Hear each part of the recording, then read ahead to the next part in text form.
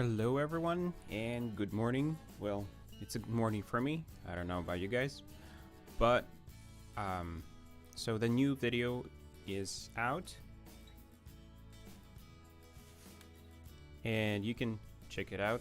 So this is the video that I'm recreating Among Us in, and yeah, that one is out. Take a look. But in this video, I decided to do something different. Well, in the live stream, that is.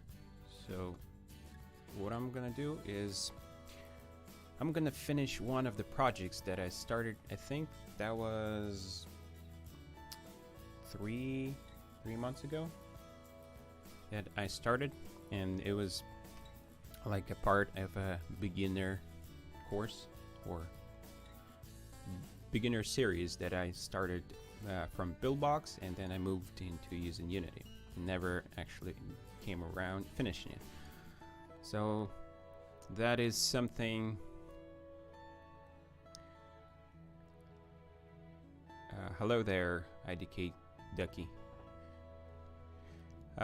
So that's something I guess that I struggle with, is finishing some projects. Well, especially the ones that I see that there's no interest in. So, and I decided to change that for once. So this is the project that I'm gonna be working on. Let me do some quick changes right now.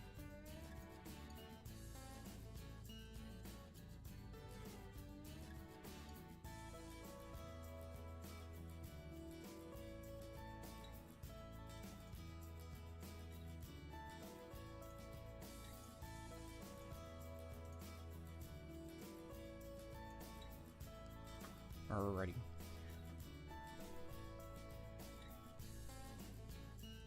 So this is the project that I was working on 3 months ago, and I think it was episode 18 on a beginner. And basically the last step, last thing that I actually did was stepping the tractor when you click the button.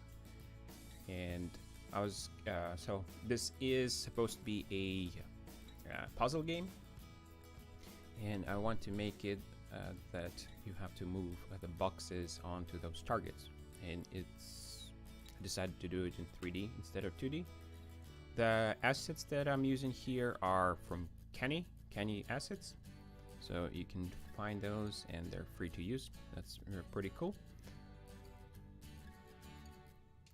Hello there, Richard Zeng. Welcome to the live stream. So in the video, the last video that I did about this project, I said that I'm gonna get that trigger target plate to work, to actually sense when the box is on it. There isn't that much on this project. I mean, the only script that I have here is this move script, and it's a pretty simple script. Just I'm not sure if it's even any good here. Let me see what I do. Update if is moving, translate speed. I think I'm using the magnitude there.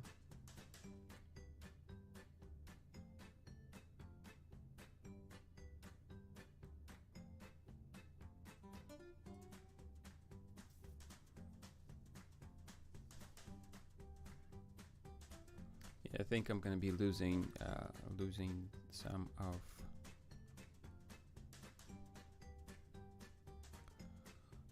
of the position if I'm going to use this logic, because I'm just setting the current transform position, but probably should is moving false, size is moving true. Yeah, the step that I'm missing here is that I need to set, wait, let me see something. So if I click play, Okay, I block from using from expanding the button, so that's good. But the step that I think I need to add here is that I also need to make sure that the transform position equals to the start position. Checking the magnitude.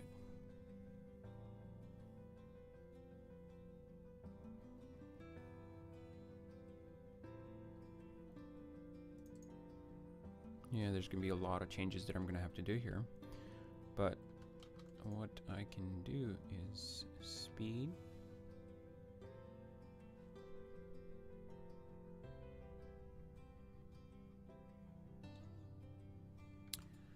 So plus speed, and I'll get a normalized vector.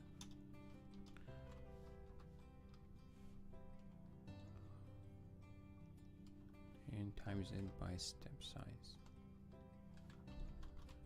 I'm just trying to make sure that I never go more than the step size. So because in that case, in the case that I have right now, I should have checked it first, but so let me, well, let's see if it works. That works fine. Let me minimize this. And if I take a look at the tractor, and it's exactly at 10, 10, 10. So let me click again. Wait, that's not the tractor. Where's my tractor? Where is the tractor flyer? So he's currently at 0, 0. So yeah, that should make keep the tractor exactly at 10. Because as far as I know, if I don't have this, well, that's my thinking here. If I group in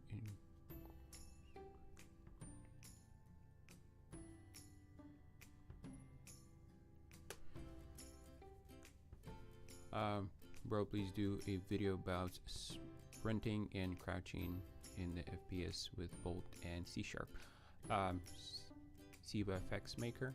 So that's you're probably referring to the series on that I did in the first person controls, and you know, I was going for the RPG style. Yes, and that is one of the projects that I started, and it's kind of laying on the shelf, but I do want to get back to it. Got kind of sidetracked with this Among Us series that I'm doing right now. But by the way, what do you guys think about the Among Us series that I'm doing right now? Is it interesting? Is it helping you guys to learn? It's helping me to learn, but I'm not sure about my viewers and you guys. So sometimes I wonder if I'm just doing it for myself, which is fine, but then it does take a lot of time for me to edit the videos. I could have probably finished it for myself already. So what I was going to try, to turn off the script and see if it's actually maximize play on.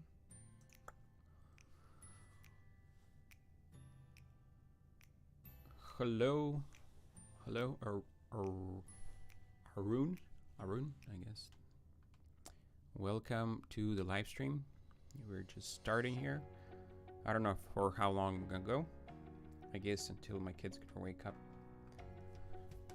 So, if I don't have that line, I don't think it's gonna go exactly to, yeah, that's what I thought. It's not gonna go exactly to the 10 steps. Because the update can finish in any order. So yes, that's a good addition to here, to make sure that the start to make sure that I don't exceed the side step.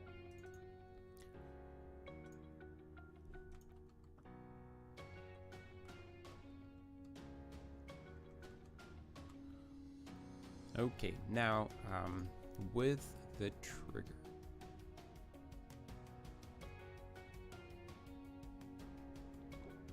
Okay, IDK Ducky, I'm glad to hear that you like the videos.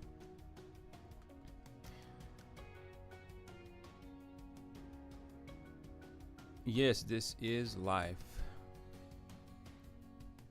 And thank you for being a fan. I don't know even how to pronounce that. Hurt or something? Hurt. Can you do top down? Can you do a top down game build series? So you probably saw the video of the top down tank that I started doing. That one was I was just trying to see if there is like nodes that I can create that can be reused. Let me pull that up. Okay, so the one, the tank one.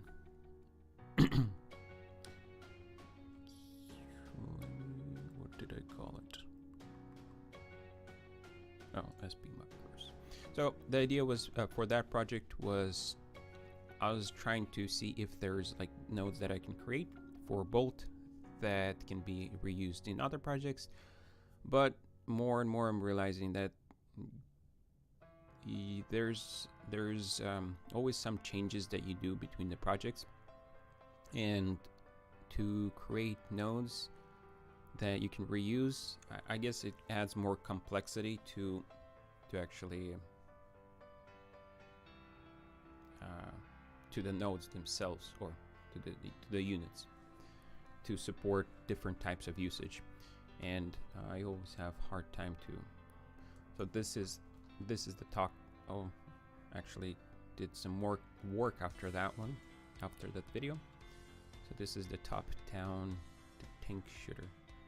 Hey, maybe I'll do another video on this finishing something I started. Make it a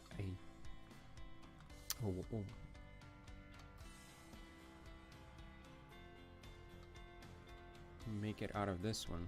So this is the tank, so the tank can shoot, drive around, and currently the other, I have the moving script off on the other one, so there's basically no friction or anything. It just moves around. So if you basically can destroy the tank, and if you're near an explosion, you can also destroy yourself like that. So that's the tank top down. But like I said, the idea was for me to try out and create both macros. So that's the bolt macros that I created here.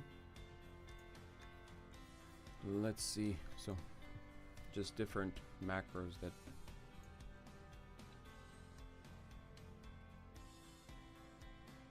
some shooting macros and stuff like that.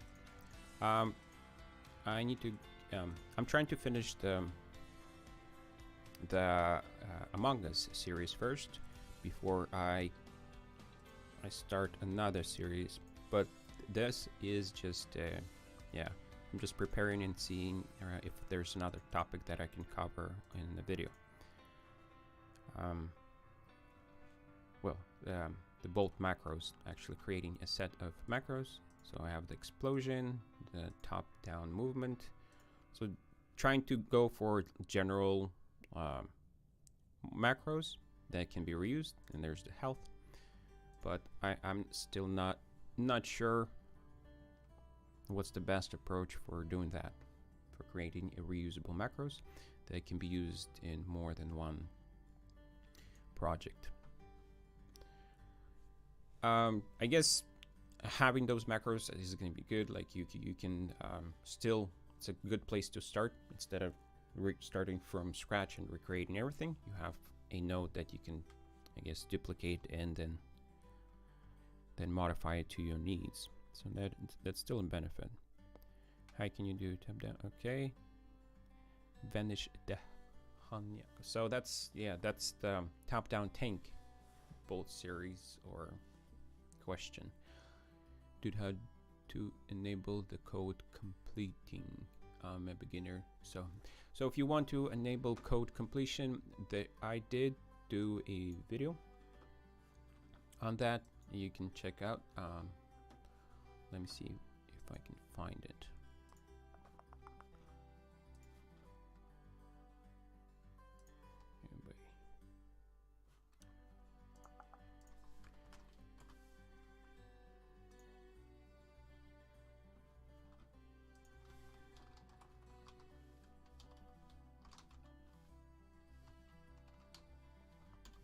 Video.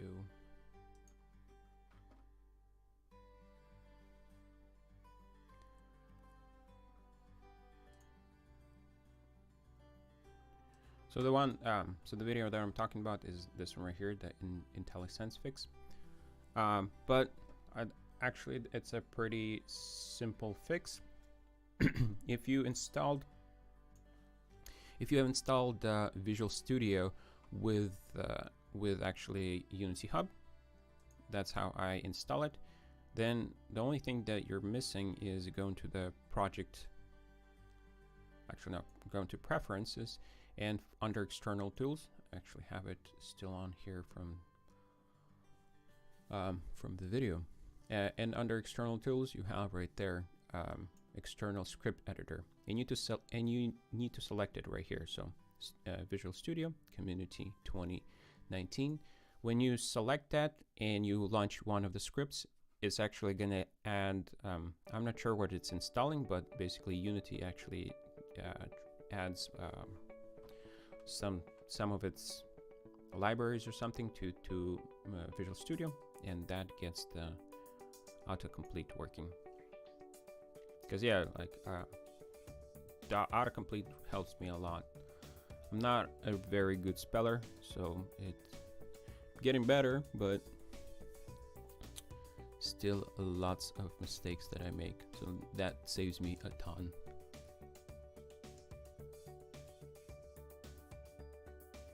Can you consider doing a total beginner game where you explain everything basic about C#, basics about C# and making a simple game, because there's not much tutorials on the topic.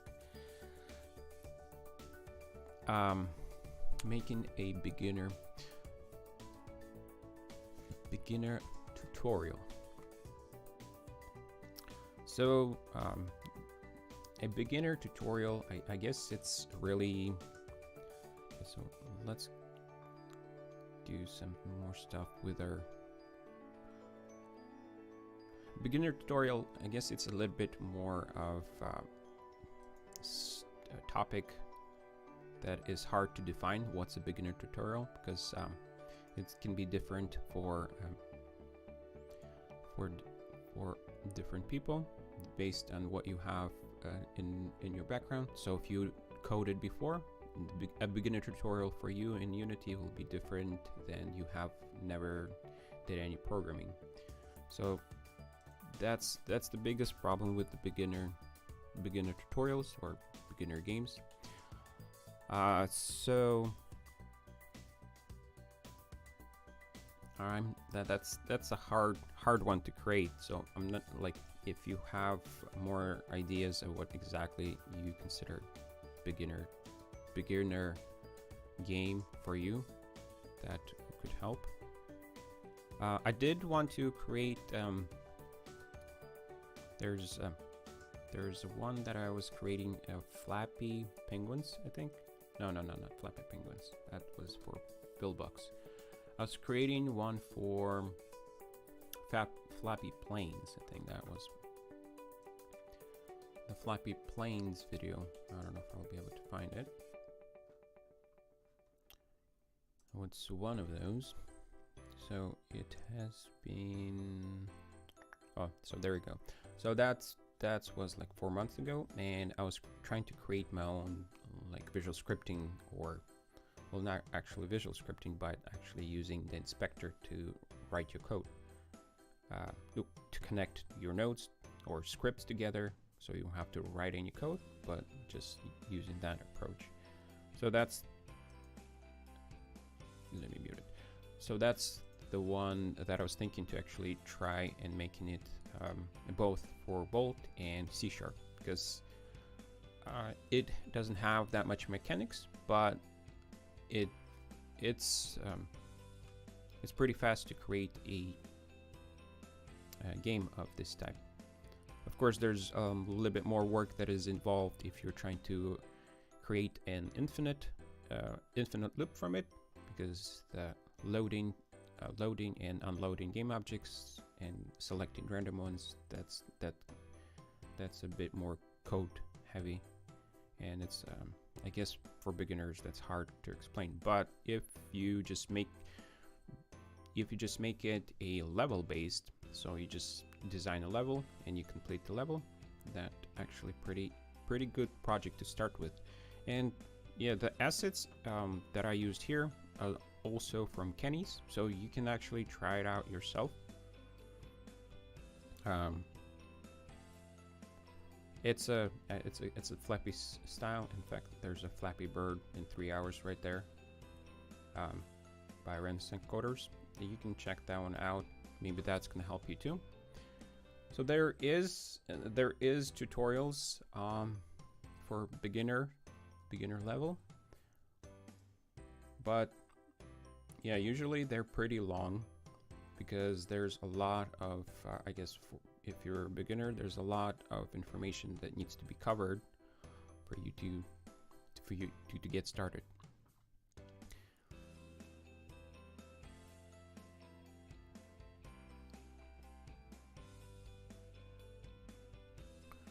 So I'm gonna go back to my game right now.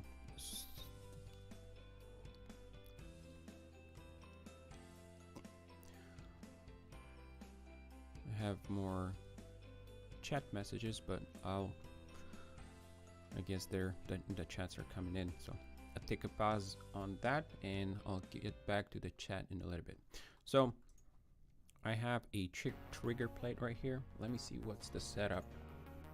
So currently have a box glider on it, and the cube is actually the one that has a rigid body. So the option that I have right now is where to look for if the cube is on the trigger, on the target side or on the cube side.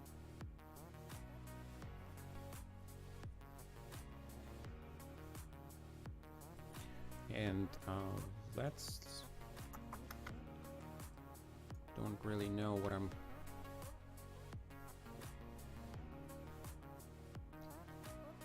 So I think it's gonna be better on the target, because the cube can just move away. Yeah, so I'll keep the state of if the cube is on the target or not on the target. So for that, I'll add another script, and let's call it, I guess, yeah, keep it simple, target. New script, create, edit script, and the target is trigger, so it's not actually going to collide with it.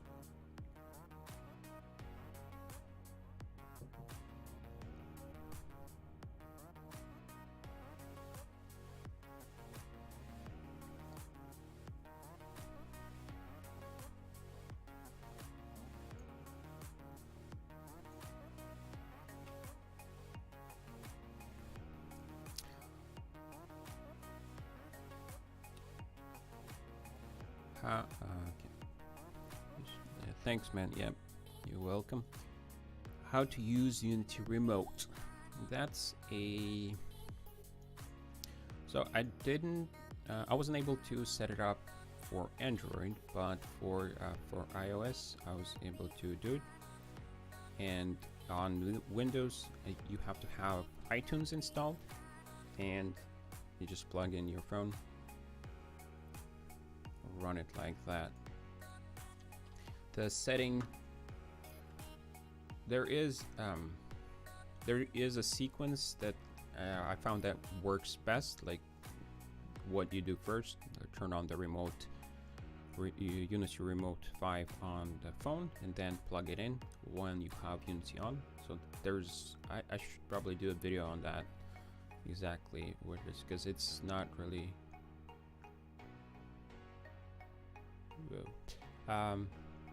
but it's not, is it preference that you go to?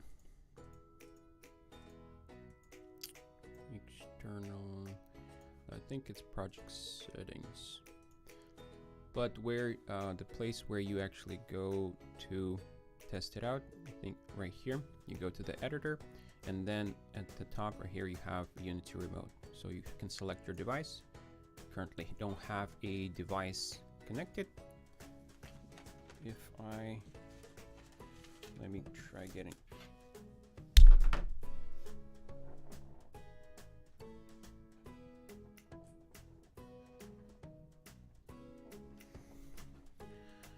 plug in my iPhone,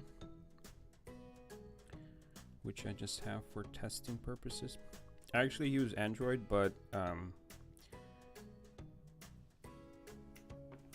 wasn't able to, well, I didn't really, I don't want to turn on the developer mode on my Android that I'm using, so that's probably the reason why I haven't connected it yet. So once you plug in your phone, you have to make sure that the iTunes is on. iTunes, everything goes through iTunes.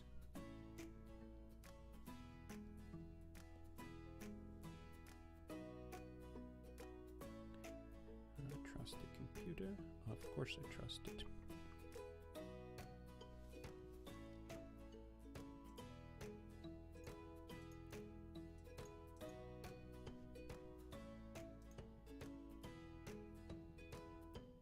Am I not able to launch iTunes?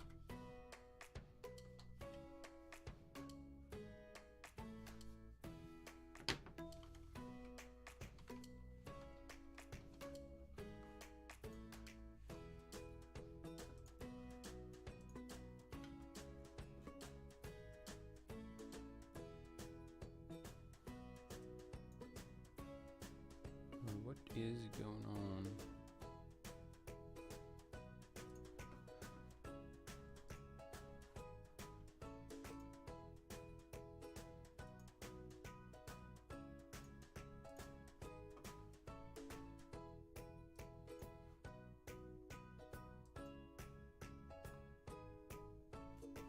Am I still live? Yes, seems like it.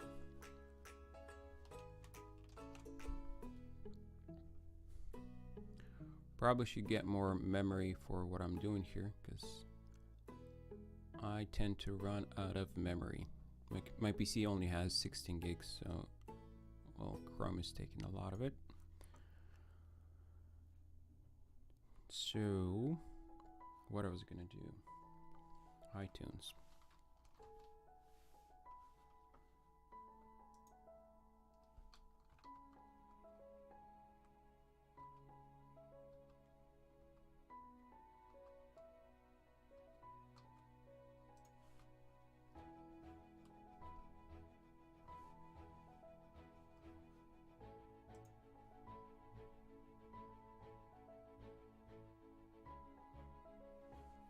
No, I'm losing it.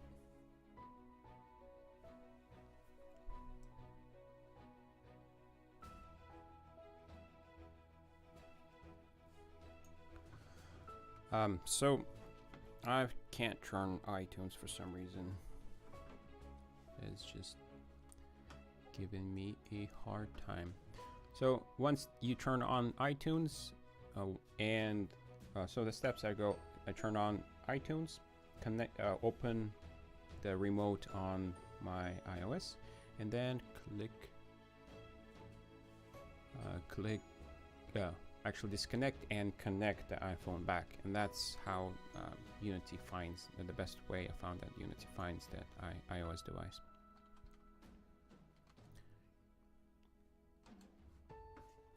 So let's go back to our script. Where is our script? So in here, what I'm gonna do is use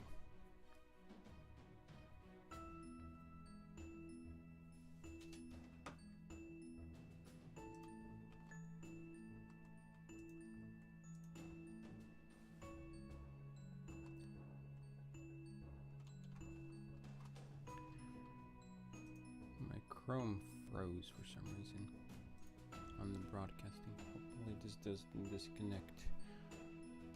Okay, that seems working still.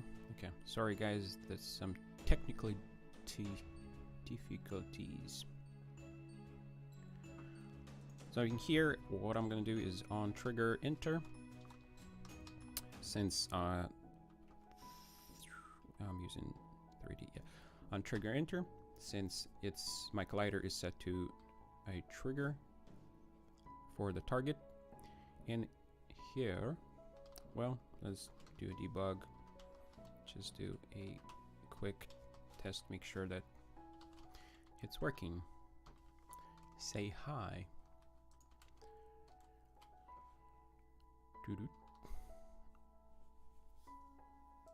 Click play. So where were we? I'll do a video on the remote. It is on my list of to-do videos.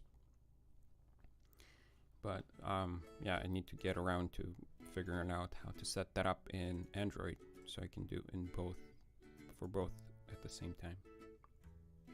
So there we go. I got the hi message right there. That means it's working as we expected.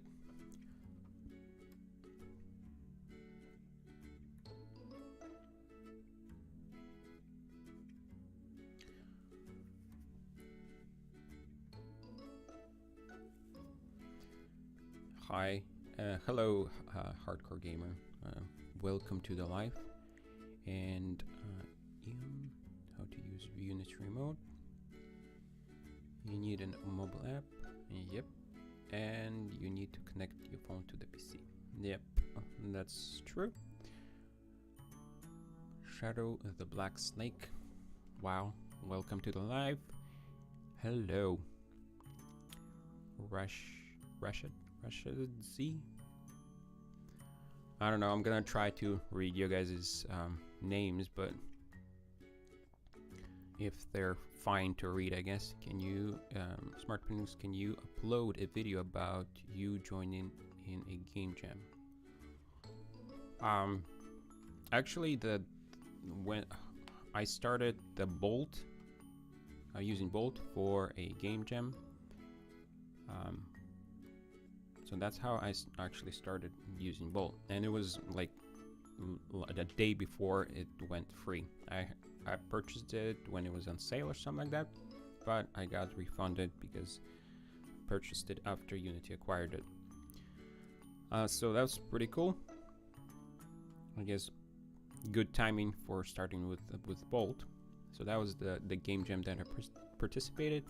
My first game jam was actually a year ago, and you probably haven't seen the game. Maybe I'll share the games that the first games that I created. I did try. So I wasn't actually doing game development for a long time. And I think 2015 when I first tried out Unity, and that's when I had some interest in creating a game with my friend or cousin. Yeah, I guess a friend and a cousin. But that didn't go. But I was working for 7 years in a SaaS company as a software engineer. Yeah, I guess for 7 years. I have a degree in electrical engineering though, but after I finished school, decided to go work as a software engineer instead. So did go back to school to get some courses, make sure that I didn't miss anything. So I guess completed I didn't end up getting a bachelor's in computer science. I was thinking going for master's, but once I came to go, once I took all the classes that need to go for master's, I decided maybe that's not the best route for me.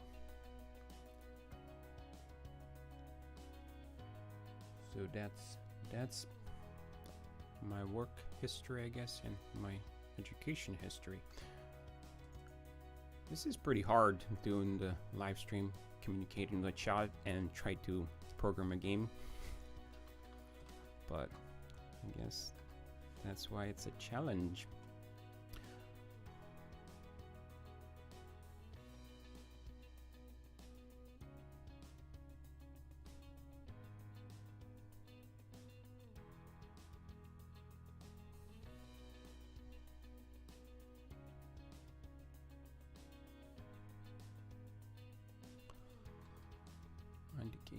So let's think what we're gonna do here.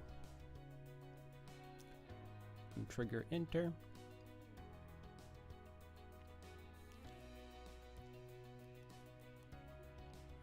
So the idea is, let me think about this a little bit more. So the idea that I have is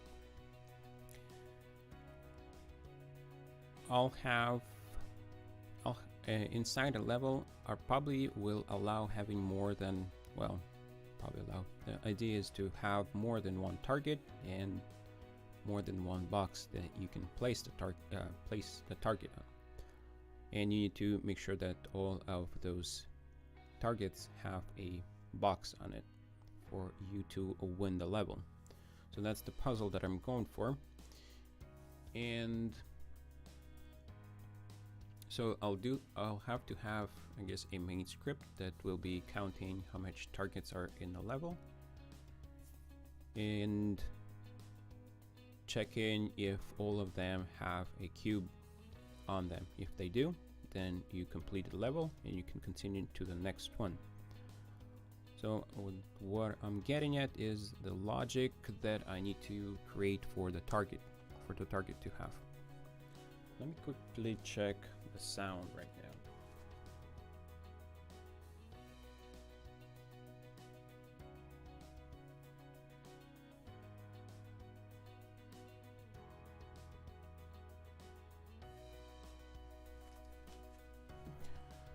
Is it just me, or is the music a little bit too loud? Probably should turn it down a little bit. Maybe that's gonna be better. Okay, so for the target, I'll just keep the state if there is a cube on it or not. But I also have to make sure that I check if it's actually a cube, because if a player goes over a target, it's going to be counting. Currently, it's going to be counting. Well, haven't added anything yet, but I'll use the tag. So I have player, game controls. Let's add another tag. Let's say cube. I guess, I don't know what other tag to use, and let's go to our prefab and actually select the tag for the prefab in case, well, so that when we reuse it, it's gonna be there. Back to the target, and in the target I'll be checking for the tag. So other dot, there is a way you can compare the tag, right? There we go, compare tag, and I can pass in cube. So it returns a boolean. Is the game object tagged with, okay, so if it is, let's surround that. So I just want to check if it's a cube. As far as I know, this is the better way of doing it. It's more efficient to do a compare tag instead of using the equals. But I might be wrong. But then again, the function exists, the method exists there for a reason, so probably there's truth in that. Okay.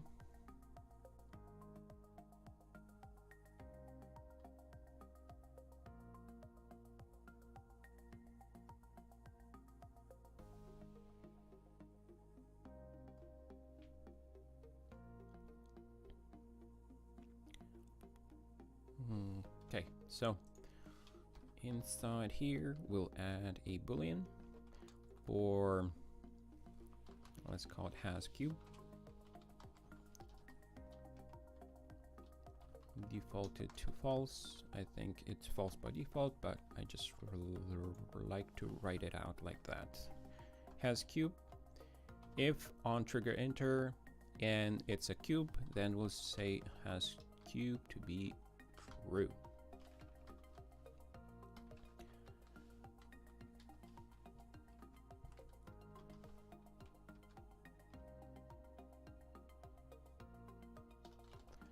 And then we need to do the same thing on trigger exit.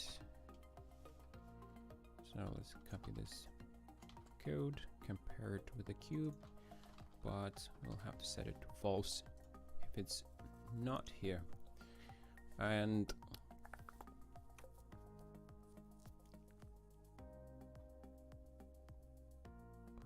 I'm thinking, what will I do if there's multiple cubes on the same target? Because currently how my game is set up, that the tractor can move multiple cubes, but that's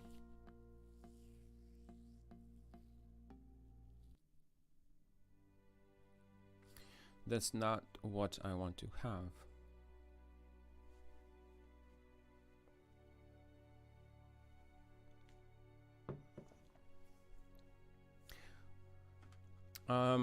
But yeah, let's not think about that right now.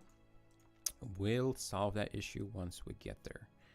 For now, it has cube true, has cube false, and we can create the main script for the level.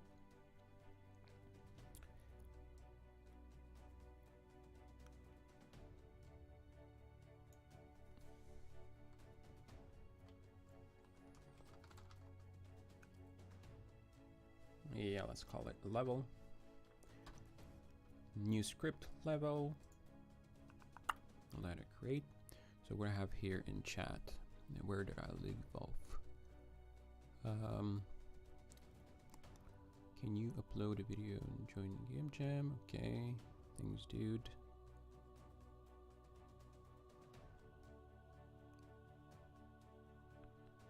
Hello, Rashad. See, I actually already said hello to you. Smart Penguin, send my name. I already did. And can make a world that creates itself just like Minecraft, but 2D Among Us style.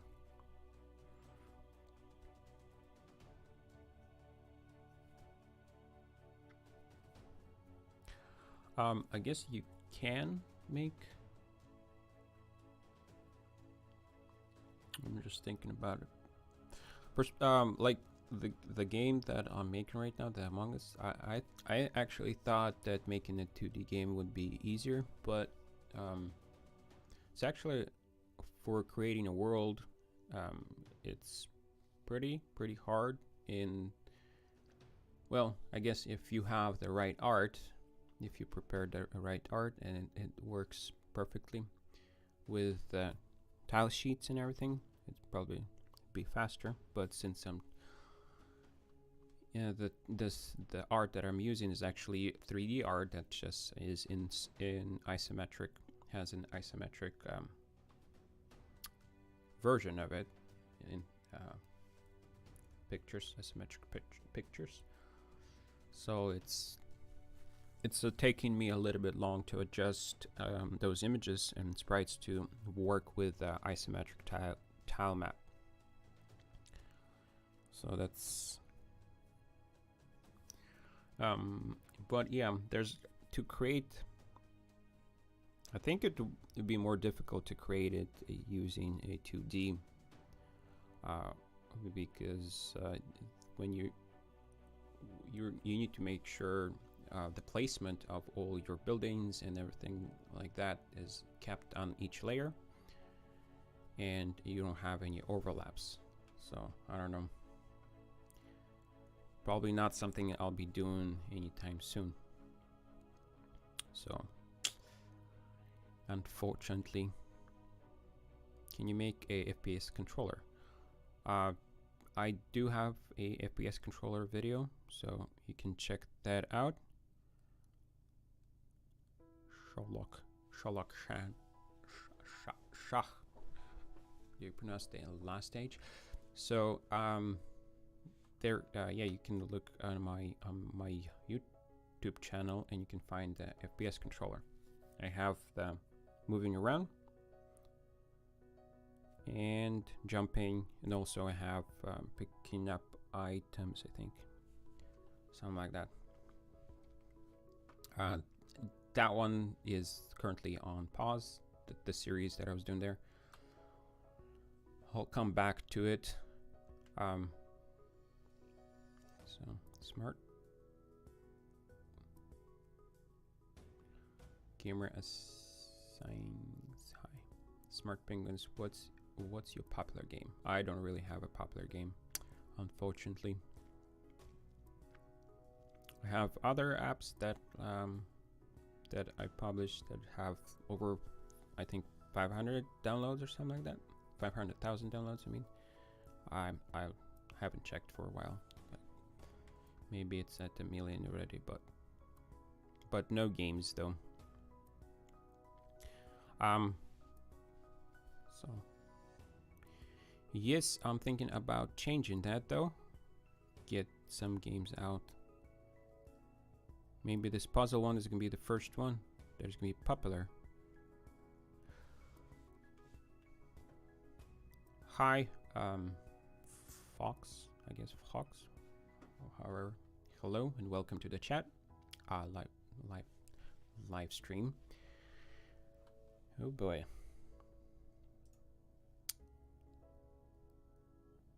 Now I lost. Okay, so we were working on the level. So in the level, let's think. I don't know if I want to do a singleton pattern here. Well, I guess I'll just do a singleton pattern here, because there's gonna be only one level in the game. Well, there's gonna be only one level that is gonna be loaded at one time, so I'll just use a singleton so I can get access from other places. How do we do this? Let's use public, static, and it's gonna be level.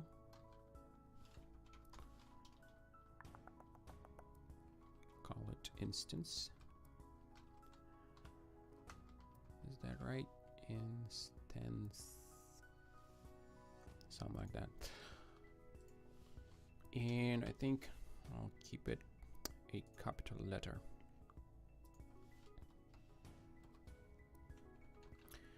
I'll initialize it in awake. So level equals this, and that will wait, not level, instance.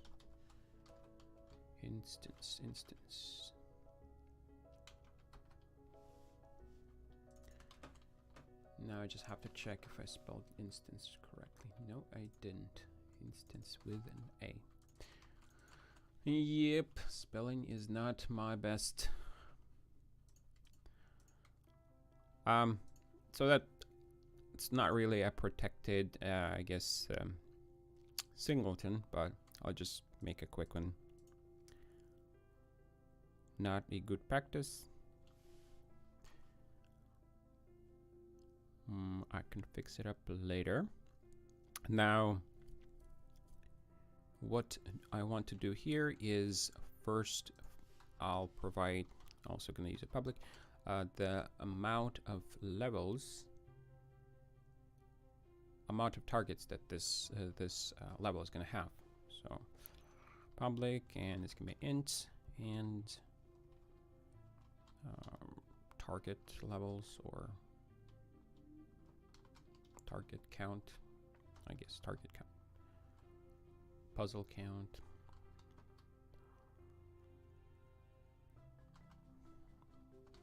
Yeah, I'll just target count, defaulted to 1, and I'll create a private one.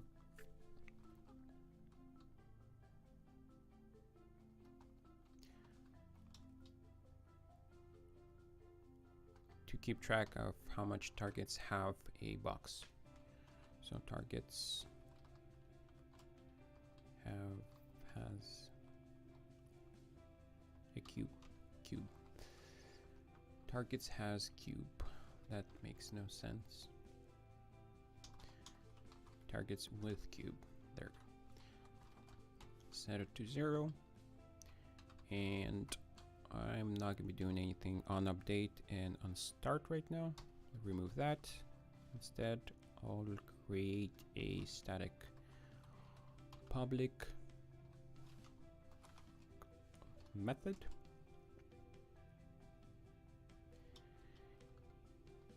And what we're going to call it is, so it's going to void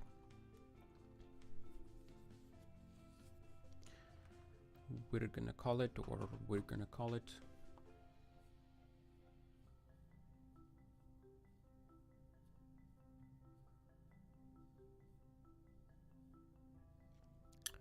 we are going to call it, hey App Nancy, how is Billbox going for you? You're always gonna be a Billbox nerd. It's funny.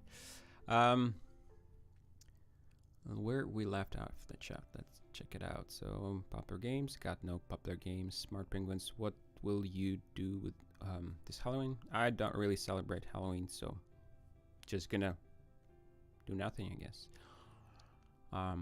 Spend some time with kids. Smart Penguins, tell me, did you use Godot? I think that's how you put Godot. No, I haven't. I have not used Godot. And yeah, I guess since I come from experience with Java, CSharp is pretty close, so that's why I'm sticking around with CSharp. It's easier for me to use that from the knowledge that I have of Java. Smart Penguins, when are you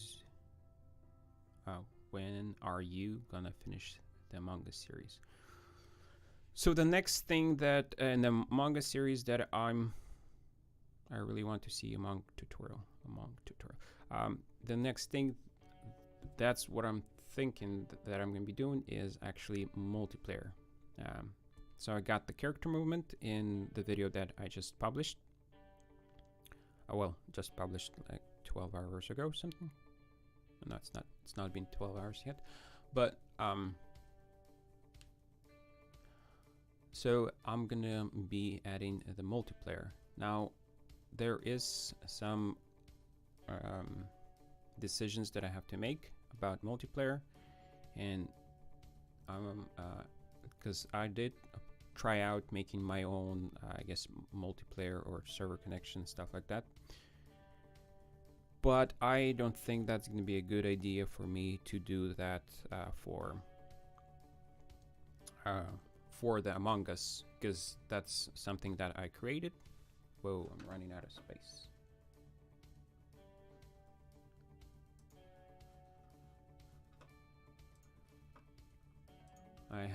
I'm also recording this, so let me quickly free up some space.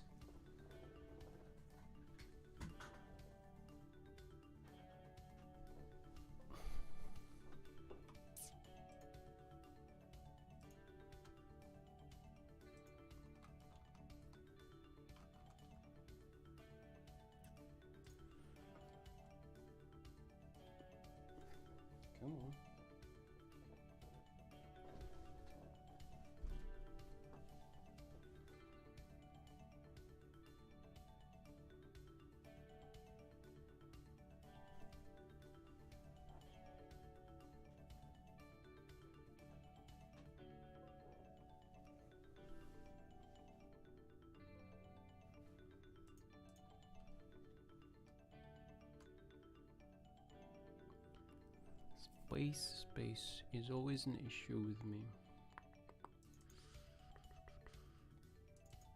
Videos. Okay, that should work. So I'm thinking of, since the two options that I'm looking for is either using Photon or Miro, and since I'm doing the tutorial both in C# and in C# and in Bolt, the Photon is the one that you can do the least amount of work to actually implement it with Bolt. So that's probably the route that I'm going to take. The Miro requires you to have instead of extending the mono behavior, you have to extend their network behavior. I think that's what they call it. And I don't think it's possible to do that in Bolt, because Bolt by default it extends the mono behavior. So that kind of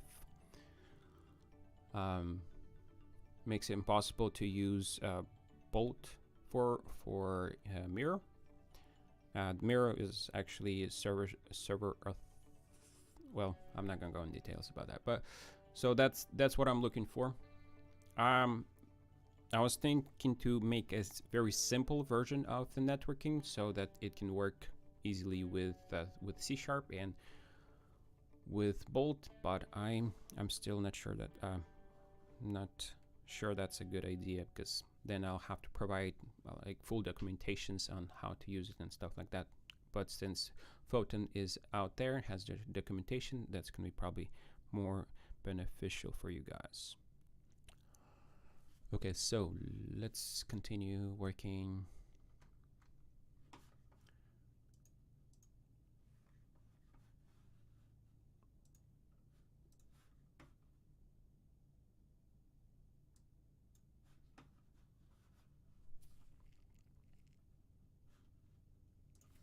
So welcome everyone that is on the chat.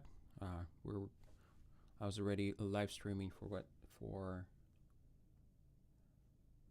an hour, and I haven't got anywhere with this game because you guys just keeping me busy with the chat. So let's get back to it, and for the method, this method is going to be so I'm going to take the similar approach as I did for the Among Us, and which was just to count how much boxes you added and subtracted. So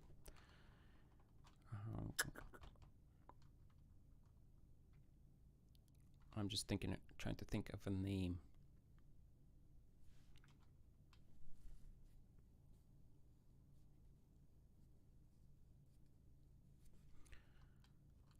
Let's just call it target state change, I guess. Target state changed. Okay.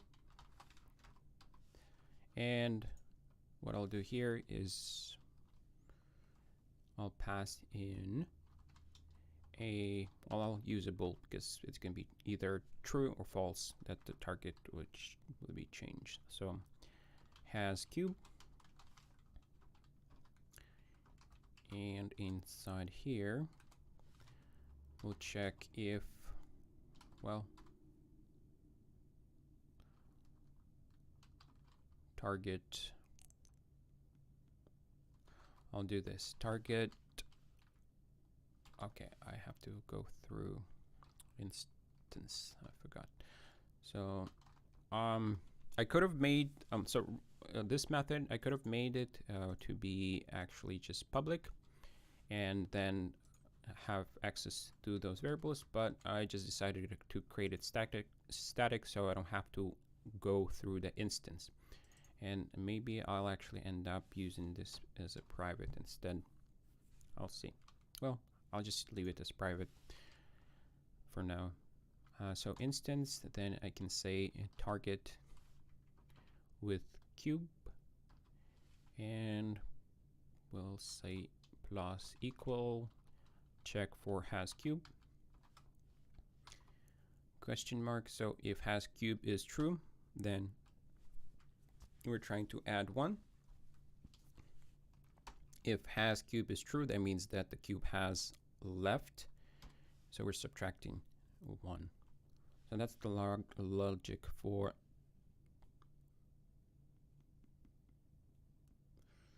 that will be the logic for logic. That will be the logic for counting how much targets have. And now the other check that I'm going to do is if target, okay, instance again, target with cube is greater or equal. I always do greater just to make sure that if for some reason it ever exceeds, it just, I guess it's safer that way. And if it's greater than instance dot target count, then should we let's add some UI text. So game object and win text.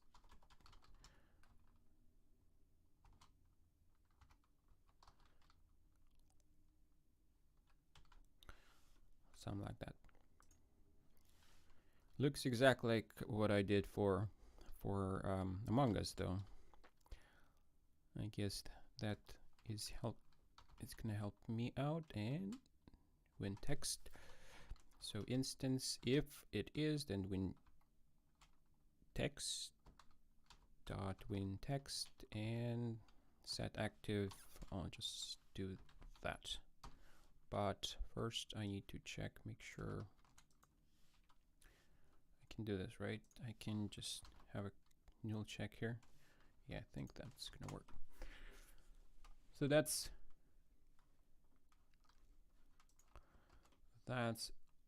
the update that we have now. Let the code recompile. I don't have any win text yet, so let me add that in.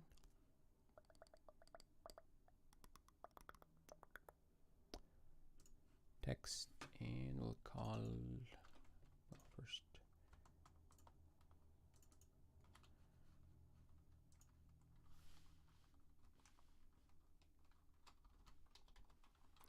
you win.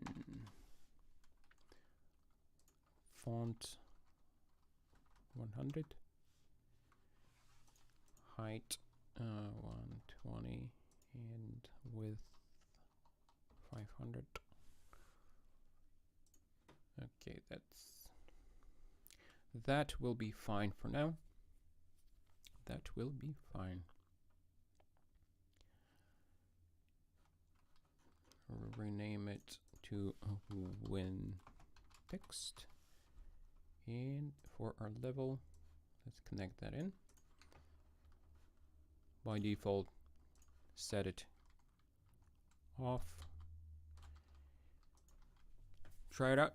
Well, actually, it's not going to do anything. We haven't used that static level. Okay, so the last step that I missed was going back here, and in our target, that is, I need to pass when the states are changed.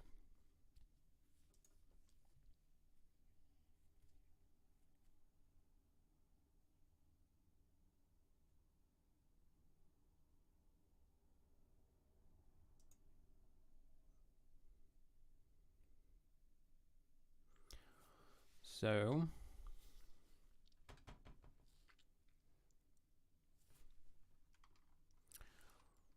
what I need, I just think I need to check, make sure that the has cube is currently false. If it's false, then only I'll be sending the level dot. Okay, the copy finished. Got 10 gigs freed up, so I can use that. Level and I'm looking for, what did I call it?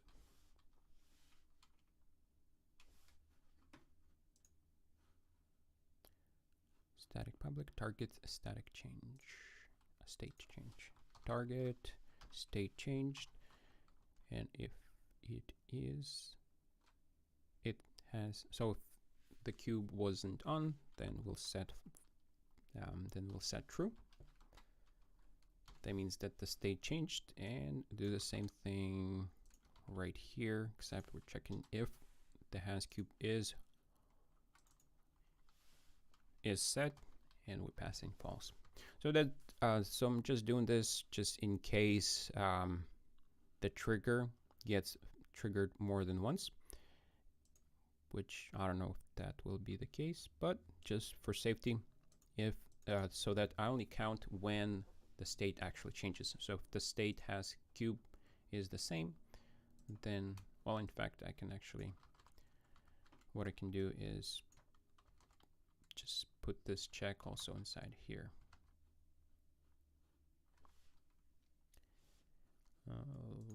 Right here. Because if it's true, then I don't have to set it to true a second time. That might make it cleaner. So remove that extra stuff.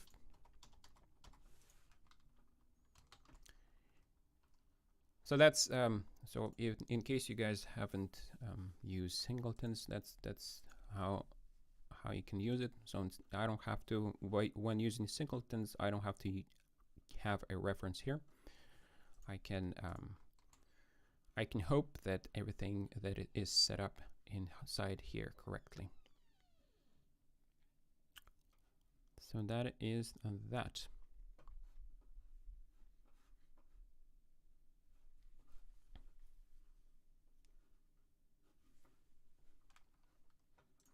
Let's try it out, and then I'll check what's going on in the chat.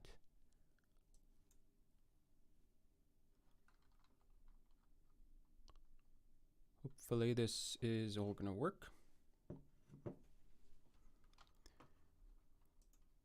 Move.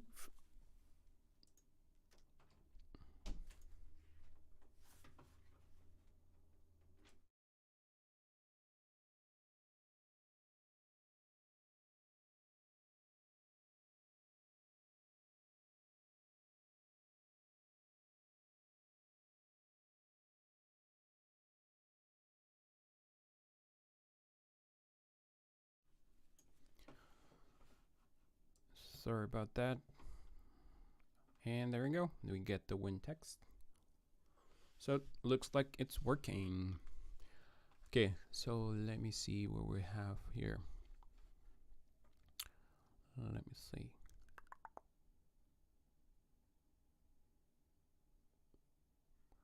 We want to see Among Us tutorial. Okay.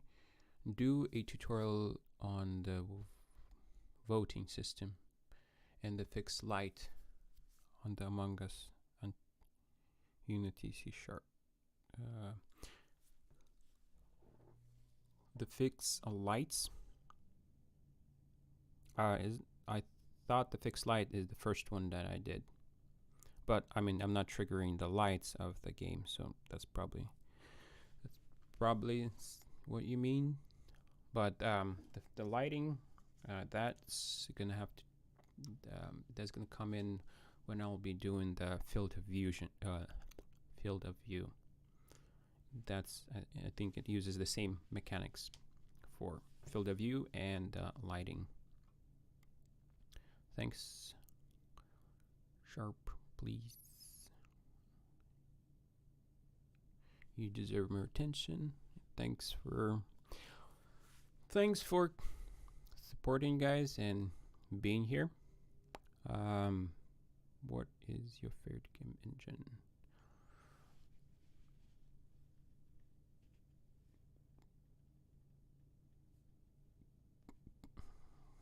I actually really like Unity, and well, yeah, that's pretty cool. Nancy, great testing new prototypes. New prototypes was just swinging by. Smirking this chimp.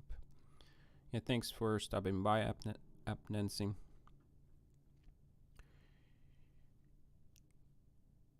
Did you know the most people program language these days in Python? Most popular programming language these days is Python.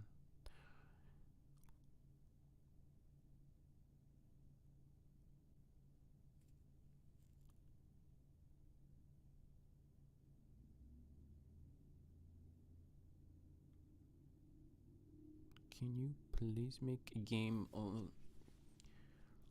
like Talking Tom in Buildbox? Yeah, I don't really have time for making videos using Buildbox.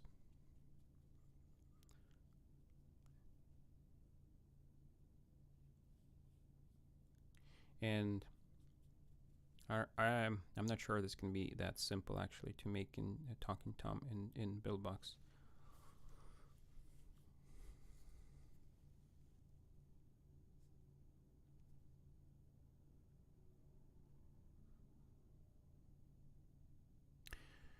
Hello, Berfelben.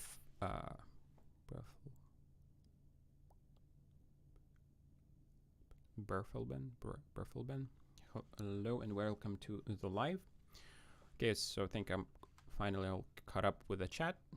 You guys cool down a little bit. So that's the level. So that is the level. Now let's see if we can build out another level. Now for that, I think I'll have to, well,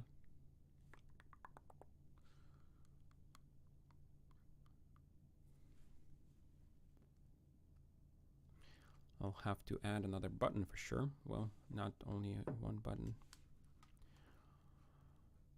I need to add the ability of moving back. So first, let's go to this button and name it something more appropriate.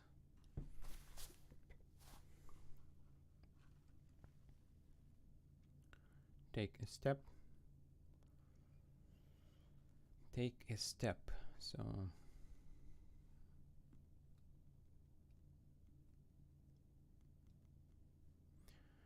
currently I don't have a direction of where the player is moving. I just have to take a step. So I need to start implementing the direction change based on where you want to take a step. So first, like I said, to change the button to what is that going to be? Right.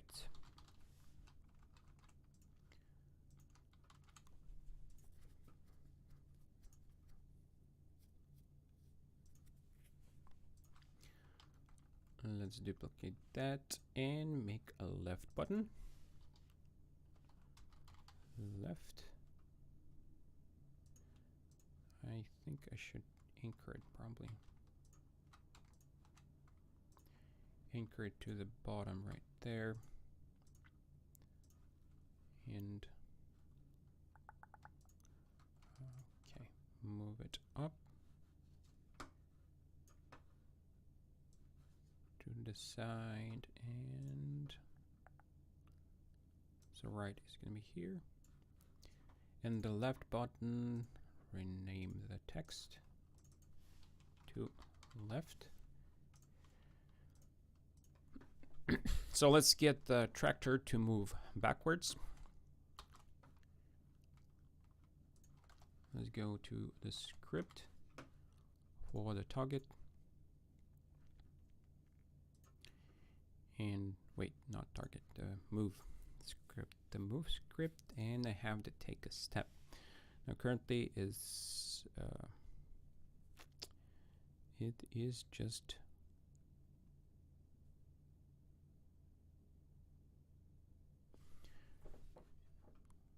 the movement script is right here, speed, time, delta. I don't know why I have it as speed. That should be velocity, but that's okay.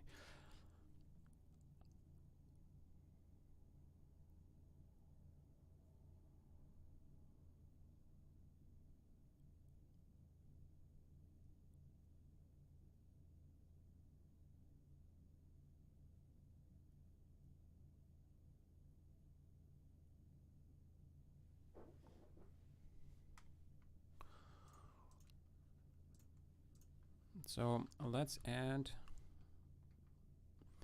start position is moving true. Let's add public, and I'll add specific. So step, take a step, step, take a step.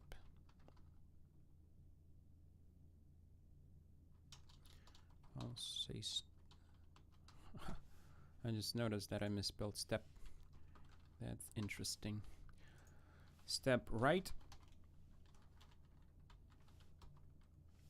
And for step right, what we're gonna do is the same logic right here. Is moving, but what I want to do is rotate the tractor.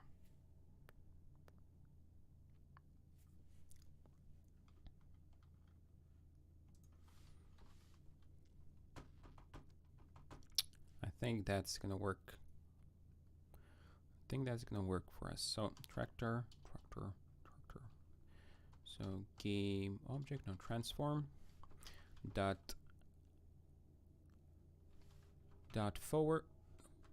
Is it forward? I think. Let me see what my rotation on the tractor is right now. So currently I don't have rotation. That means that the tractor is positioned into the right. So I'll have to change the right vector. So if I'm moving right, then the vector that I need is actually right.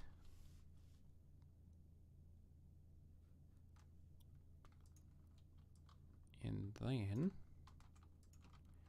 if I'm moving left,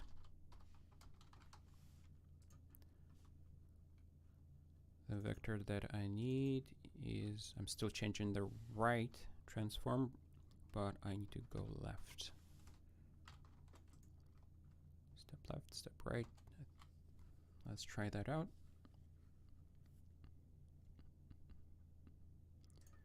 So right here on the button click, I want to step right, and for the left one, I want to move step left.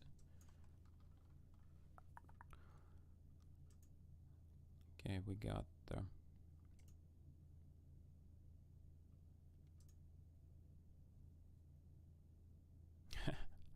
that's what I thought.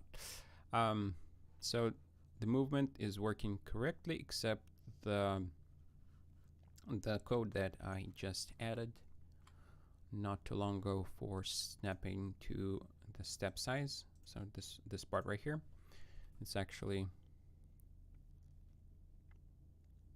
messing some stuff up. Speed normalized times step.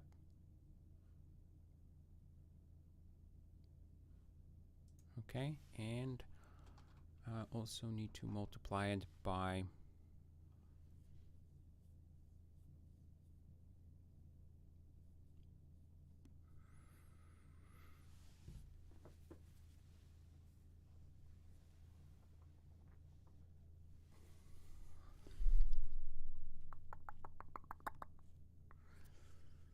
I can't multiply it by a vector.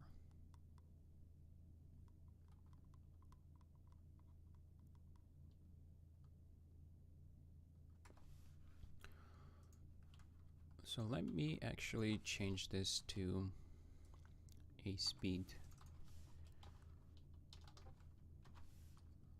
So let me do that. I don't need normalization anymore.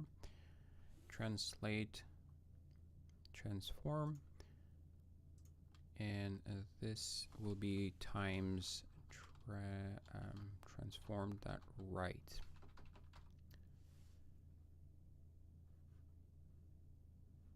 Speed delta time, speed step size times, and also the same thing here.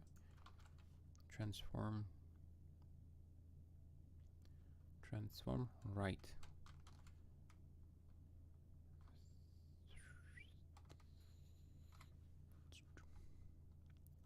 I think that's the change that I was looking for. Let's try it out and see if it works.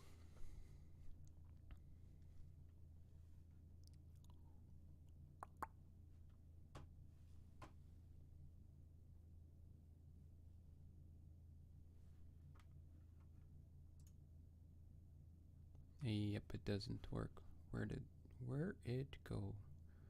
I definitely did something wrong. So he went into x80. Why in the world would he do that?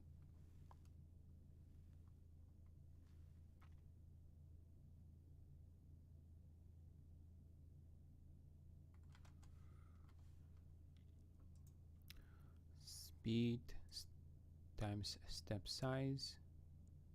Okay, so yeah, that's speed.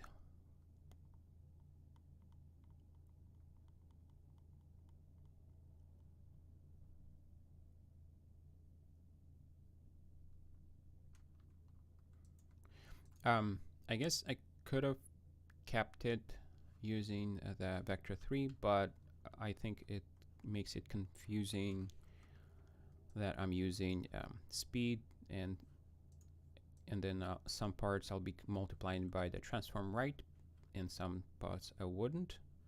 So to make it, I think, more consistent, that's probably going to be a better approach of using speed instead of speed as a float instead of speed as a vector. And for the settings, I think I might change. I'm not sure if I can pass in the what vector to use, right? Or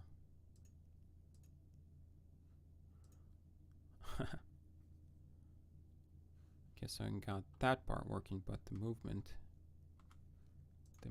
is not working for some reason. Translate speed time, transform right.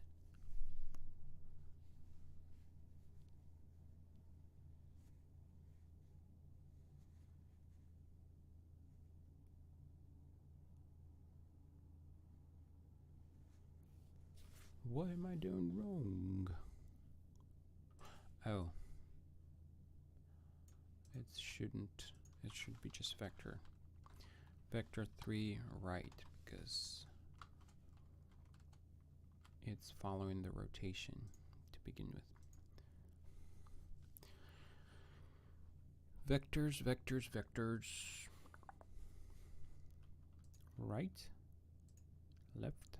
Okay. That seems like it's working.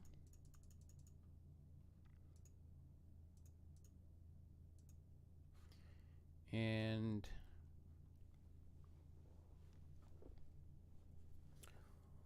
let me see, what do I have on the level?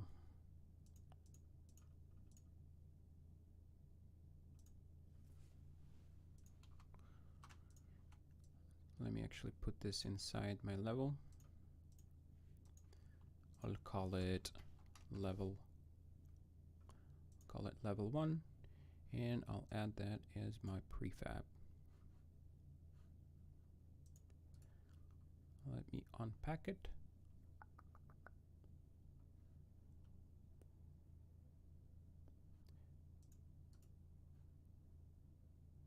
Prefab unpack. So I have the level 1 stored, which is going to be this level, and now let me try to create something that's going to have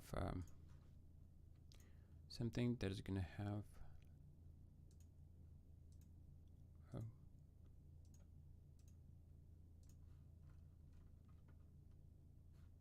I guess I have a ground block, more more direction that I can go in. So move it by 20, I think. And, well, actually 40. Rotate it around the y-axis by 90 degrees. There we go. Let's move this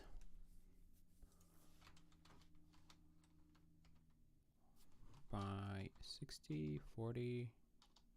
What is it? Oh, wrong direction. So move in the Z direction by -40. -49. Right. 25. We'll see. And now I need to duplicate.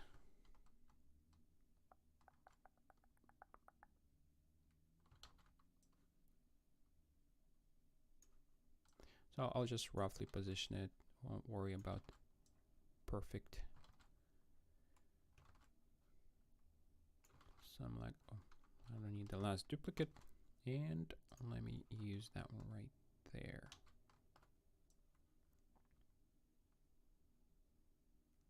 So one pretty cool thing you can do is actually hold the move button down and duplicate it while you hold it down. So I can Control D and then just leaves a duplicate in that spot. So that's, I found that pretty cool. Fast way to create duplicates. Alrighty, and wait, did I just select the light? I did. Okay, that's not what I want, and let's make sure that I have him. Let's make sure that I don't select them anymore. So let me duplicate this, move it here, rotate it. Okay, there we go. There's the snapping.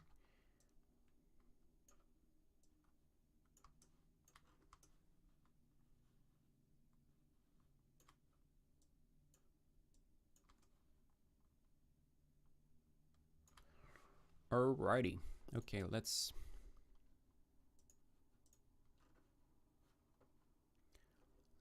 test this out. Ground. Actually, let me duplicate it right here.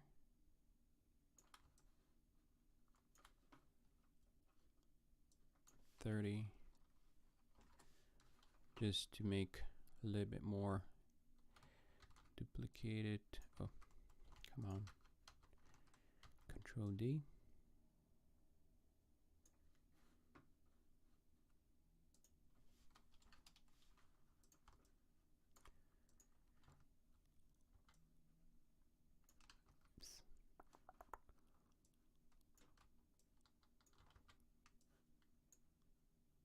We'll have a forest here.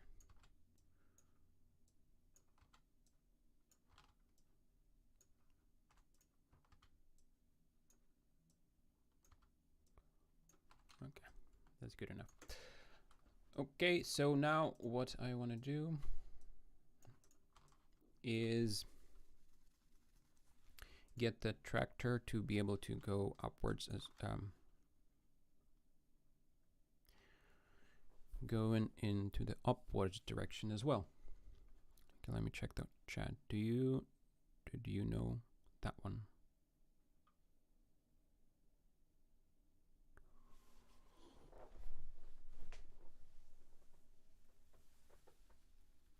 Didn't know that one. Oh, okay. The trick of duplicating. Yeah, that's a pretty cool one. So I need 2 more buttons. So where is our buttons? Buttons. Duplicate the button. There's gonna be up and duplicate it again. And this is going to be our down. Up and down. Up and down.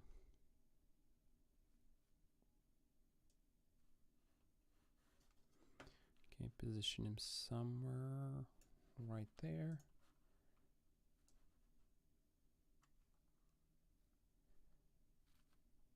Up and down. Let's move him.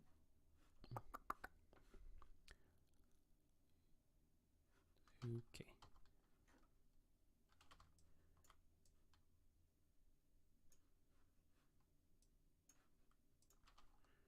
Go back there. Press F to focus. Okay, so renaming. Let's rename him. Up.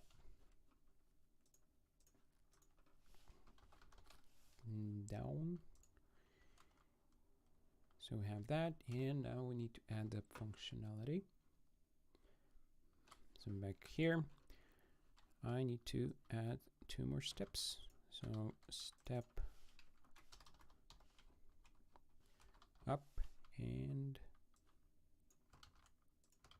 step down.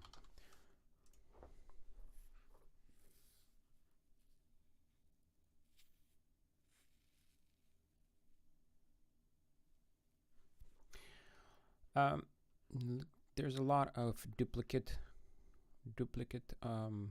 code that I'm doing here. So let me actually clean it up a little bit here. So let's reuse this. Take a step, and we'll call it direction.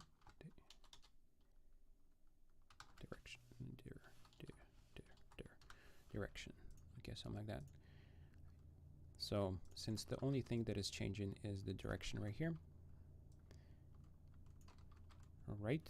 Yes, I think so. And it's not gonna be public anymore.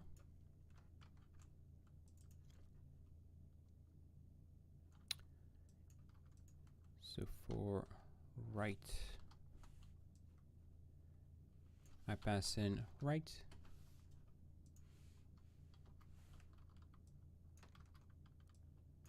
For left, pass in left, and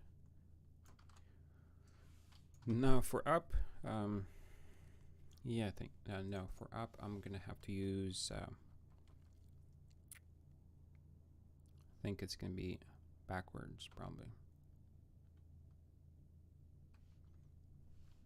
back, because I need to move on the z-axis. Up and down is going to be the y-axis. And forward for down. I hope I didn't. Well, we can change it. I might have got those mixed around, but we'll see that shortly. So here. In here on button click, let's go to move, and for up, step up, and for down, let's take a step down right there. Okay, let's test out and make sure that we actually got the right direction. Right, and I did get it wrong, but we are moving in both directions, so that's good. So forward here and back here.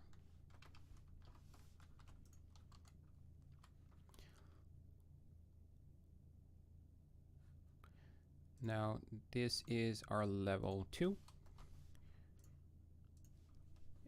And for level 2, we need to make sure that the target count is 2, because we have 2 targets now that we need to solve. So let's try this out. Let's try this out.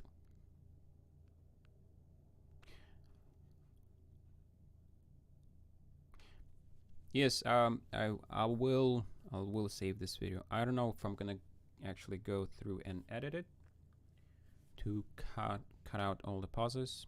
But if I'm not going to edit it, then I'll just keep the live version up, so you can use that. Okay, we need to get the camera to follow. I think we positioned that box correctly. And there we go. That's pretty cool. Now let me try to position, well, to place this box first to make sure that it's probably working correctly, but just to make sure in this simple case.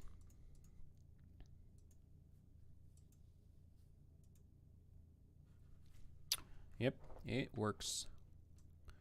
It works exactly like I want it to. Okay, so now for the camera follow, I'm gonna go and use the Cinemachine.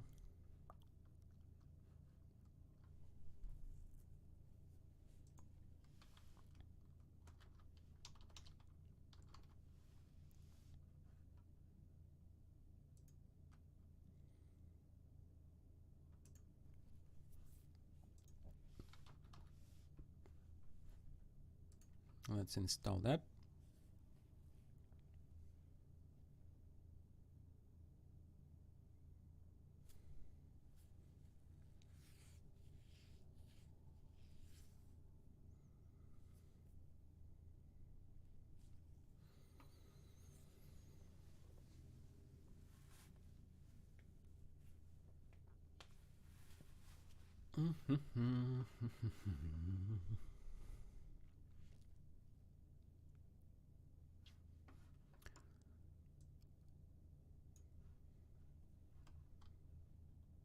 So for those that have not seen the beginning, this is just one of the projects that I've started.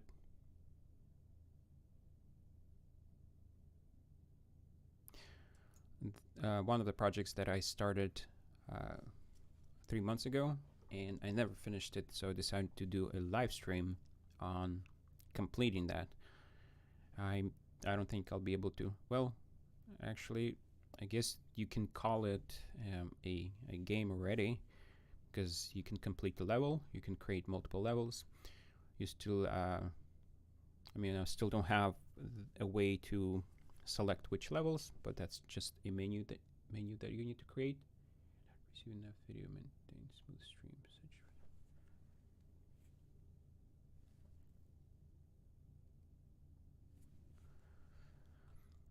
So that's what I'm doing here, trying to finish that game. Okay, so let me see now. Let me see what I got here. So I added the Cinemachine, but which one should I use? So far I only used the 2D camera, but this is not a 2D. It's not a 2D game. So what do we have? Create a virtual camera, free look, blend list, state driven, clear shot, dolly camera with track, with cart, create target group camera, mixed camera. Will a 2D game 2D camera work in this case or not? I wonder if it's just 2D because it's just moving.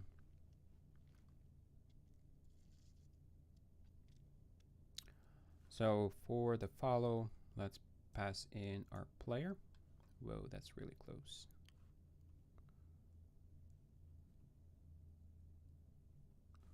That's not what we're looking for. So, okay, so lens view, field of view.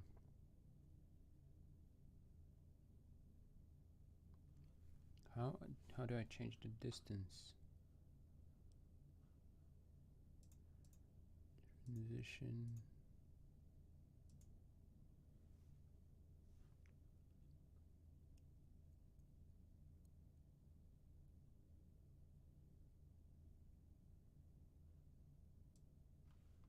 Whoa, that's not, definitely not what I'm looking for.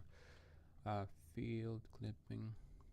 I don't want to change the field of view.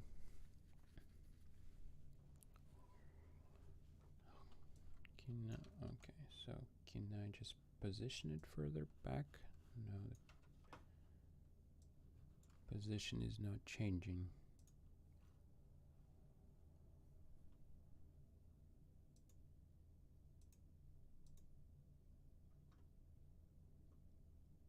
Okay, so there it is, track offset. So that's what I'm trying to, okay. So I can use the track offset.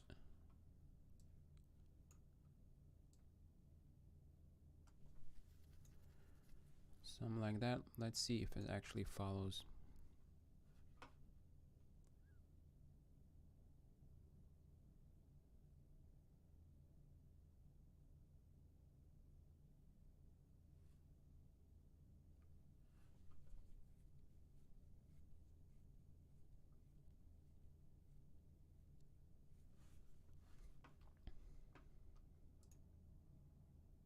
Okay.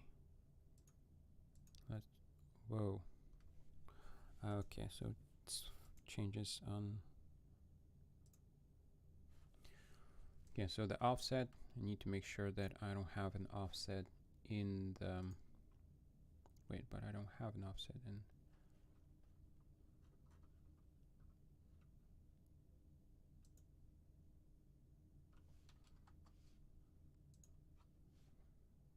Is that because the rotation? Rotation. So let's set 0, 0, and do a 45 degree. Offset 12, negative 15, 10.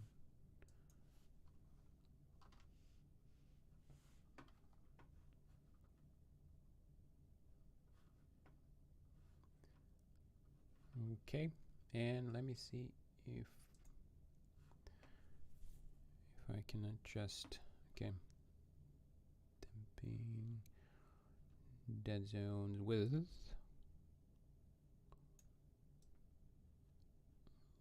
Let's add some dead zones.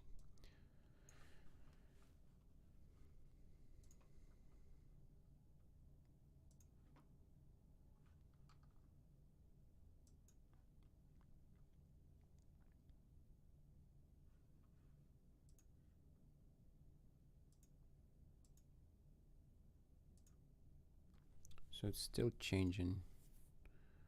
Interesting.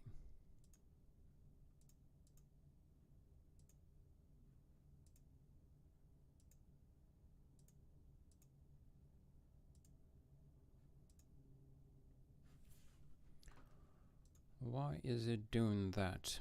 Okay.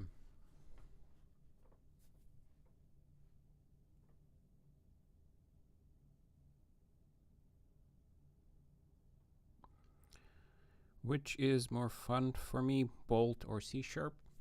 I think C# is more fun for me, actually. It's just with Bolt, it takes more time to actually find, search for the nodes and stuff like that. Like basic math operations, like to do an add or multiply, you actually have to have a unit for that. And it does take a little bit longer to create. Well, actually not a little bit, but a lot. And I also find that with Bolt, when the project gets more complex, that's when it gets really enjoyable actually to work with it. It's fun to start with it, like just a quick small project. But once you like start adding complexity to it, that's when it gets, for me, it gets a very kind of annoying, because you just have spaghetti all over the place. Even if you create a whole bunch of super units, it's still going from a super unit to a super unit and stuff like that. It gets pretty pretty difficult to work with. And since I have no problem with coding, so C# is I guess is funner for me. But I still can't get what is going on. Why is it flipping? It's going on the side. Zooming in.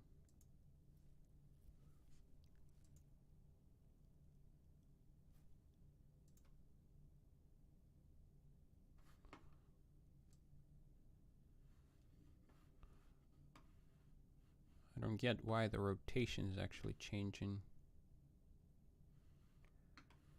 It is actually changing the camera.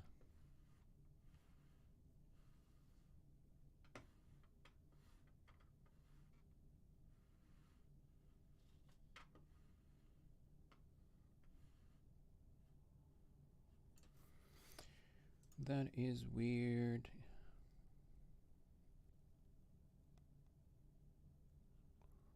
Let me turn off this. Save fixed update live.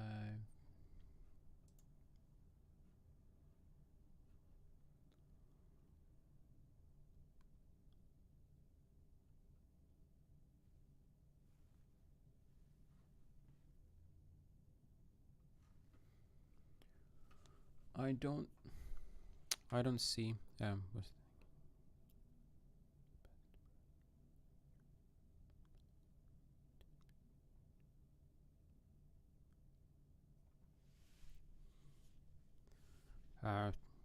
was thinking if best approach to use C# and Bolt for state machine. Don't know if that is possible.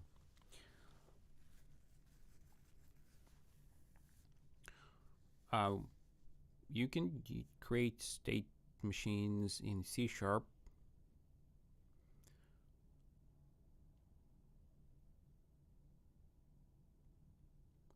I guess, I mean, if visually, probably you might like it better using Bolt, but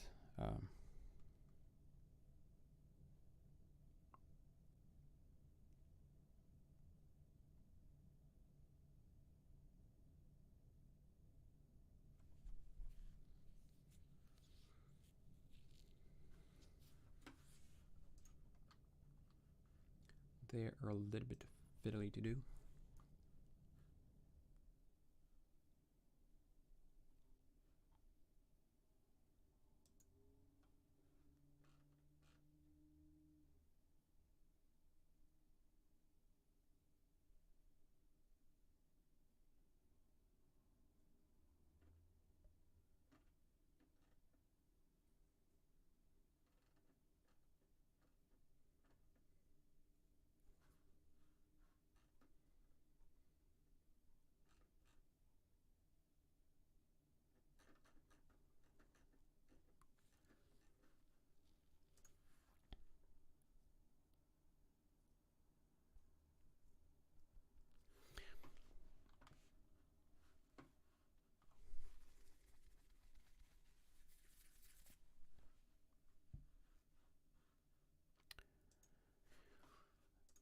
How do I... Is there another camera mode that I can use for what I'm trying to set up here?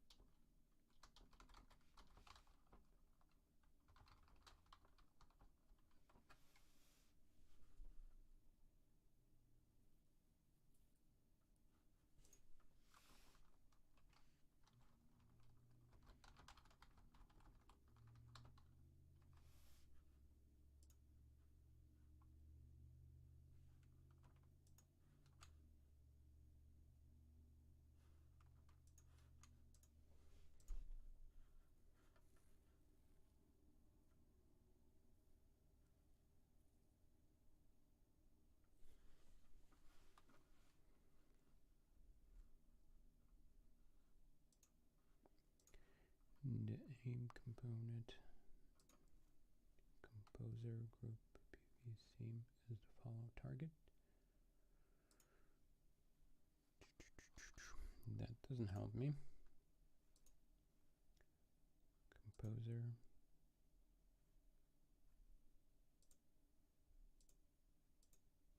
Wait, oh, guess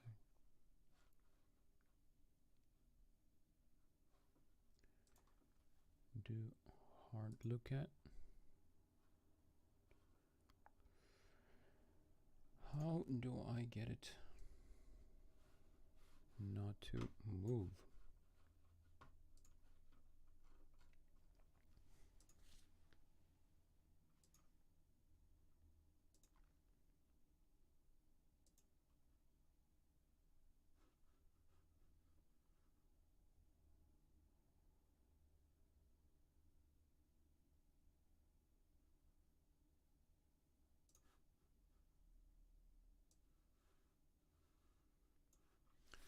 Maybe I need to set look at parameter.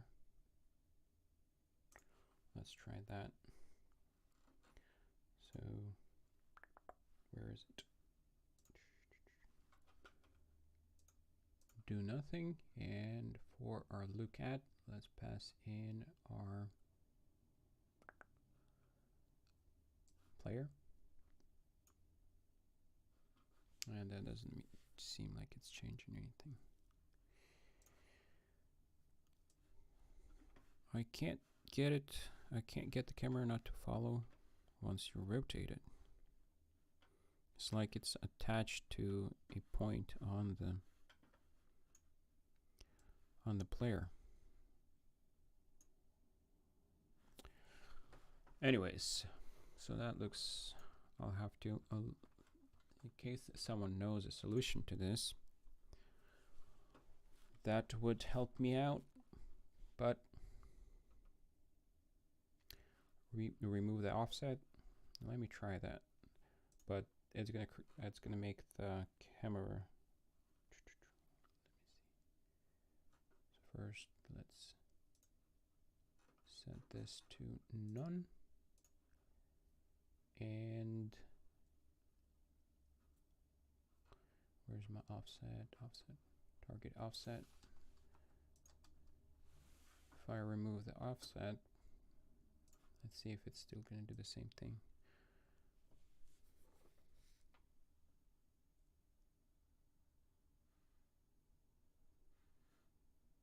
Interesting.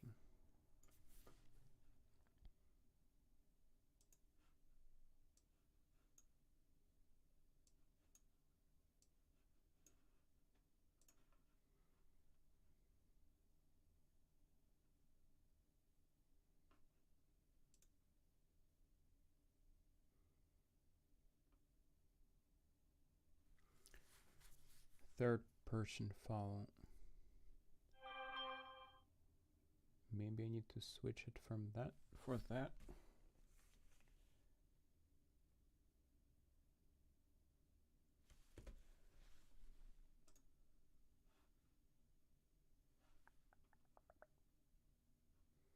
Nope.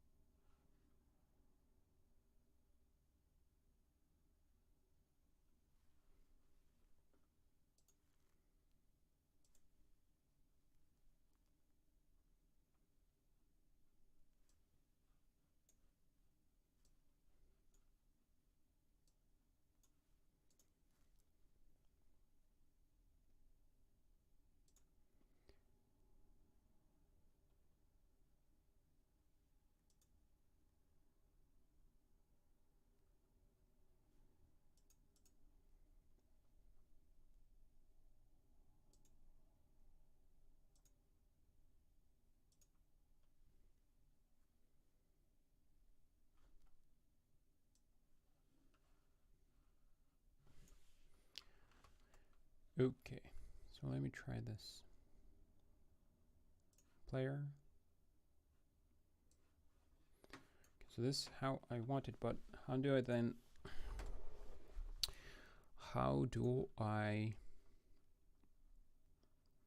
get the camera to be further away.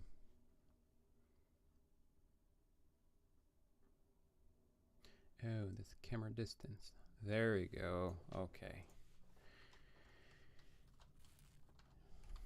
That will help a lot, I guess.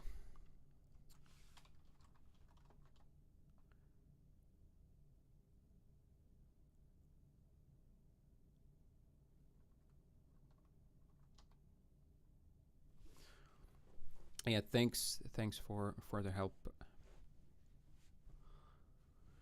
Okay, so now I have to remember that.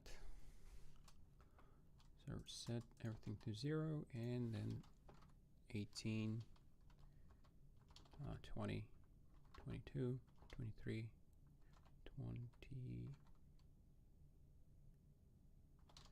Let's do 30. And I think 45 degrees is still a little bit too close. I mean, too close down.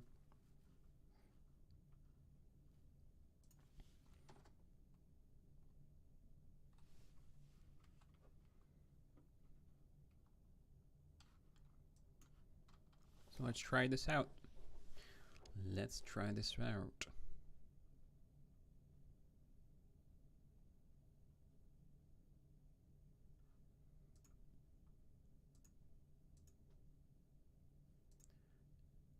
Okay, I think I need to remove that dead zone. Let's try it out.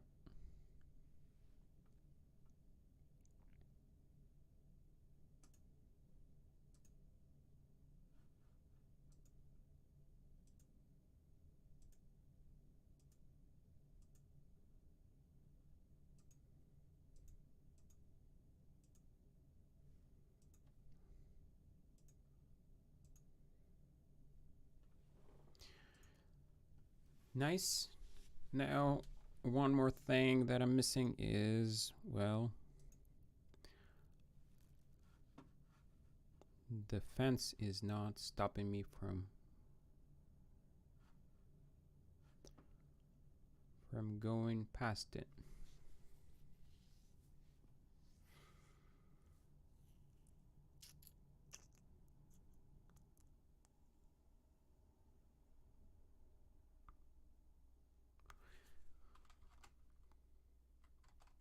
So I have no idea how I'm gonna think of a solution for that.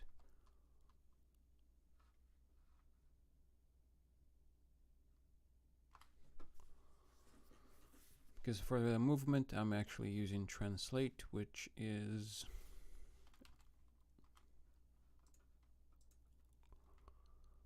not physics based. And for the fence, I do have a box collider, but it just completely ignores it.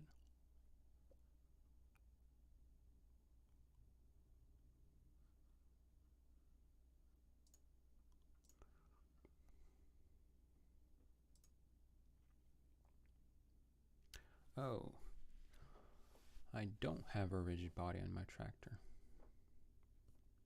That's why it ignores it.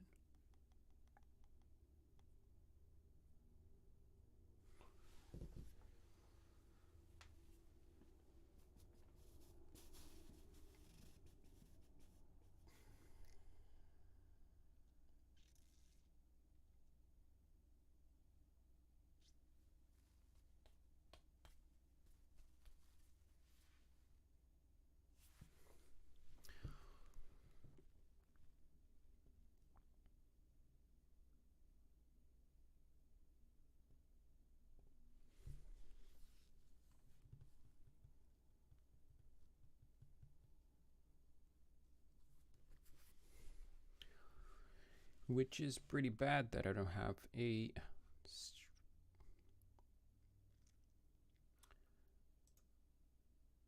actually no, the player does have a rigid body, never mind.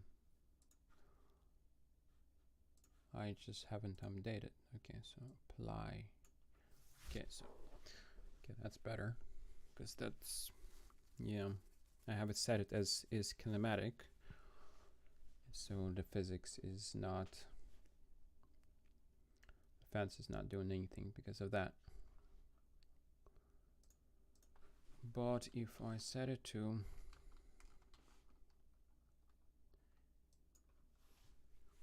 let's try out, see how that's gonna look like.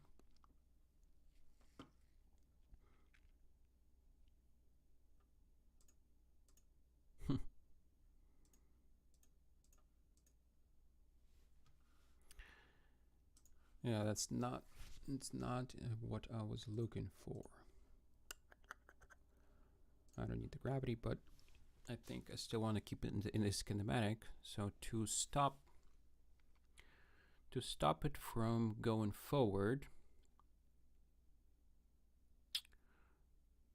probably should check for fence using a physics cast ray. So let's try that out.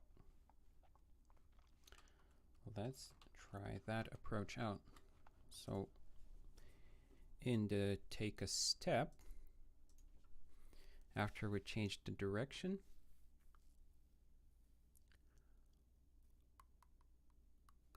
I will go only I will go inside the is moving state only if I can actually move in that direction. So inside here I can do the physics test. So physics, let's do a raycast. Yeah, I don't think we need, yeah, we just need a raycast. So raycast, what we're gonna pass in is the direction, and the direction is gonna be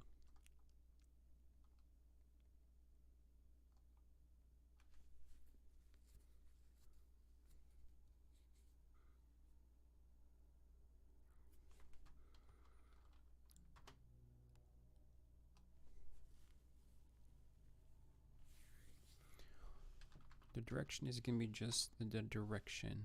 Now first, wait, okay, so let me take a look which one we're gonna use. So origin, for origin I'm gonna use the game's object position. So position, max distance, direction,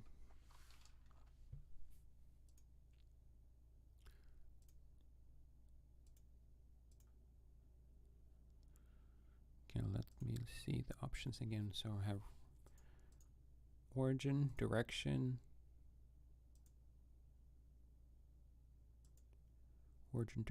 max distance, but I also need a mask. Origin, direction,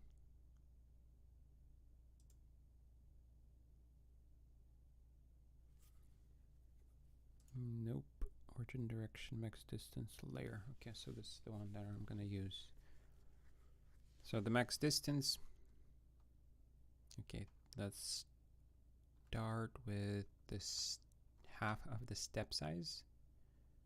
Step size have times 5. We can actually do less than that. Well, no. Let's try with half of the step size, and then we can adjust it if anything. Now for layer mask. For layer mask, let's pass in, wait, layer mask. How can I get the number? So layer, name to layer. Well, actually, let's do this.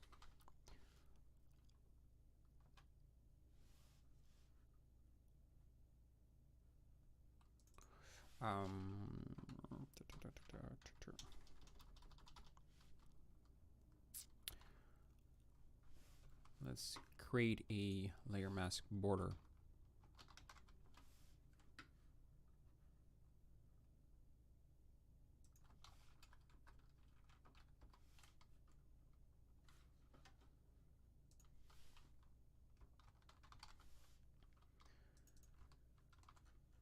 And in here, okay, since I'm doing serialized fields here, just continue doing that.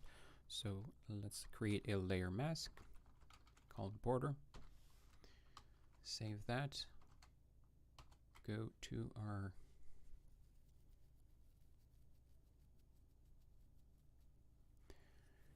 our game here, and where is the prefab for our fence?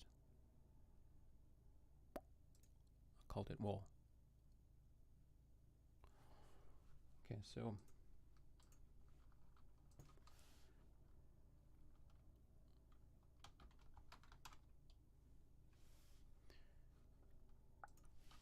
let's call it uppercase border. Okay, and back to our wall and set that layer to border.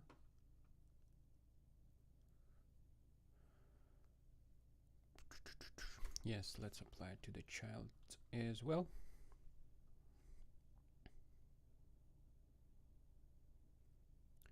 Now for our player, we have another field right here. Okay, should probably name it border mask. Border.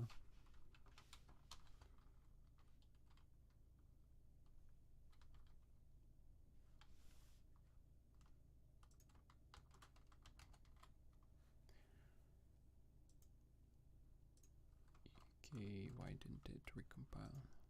Saved it.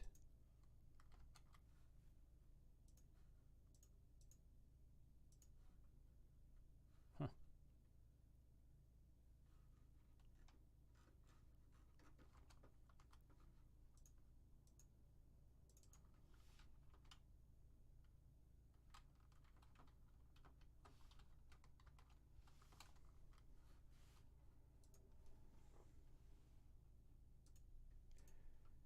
Okay, select border. Not sure why it's not. And let's try it out. Okay, something is. Okay, have a. Okay. It's because I have an error here.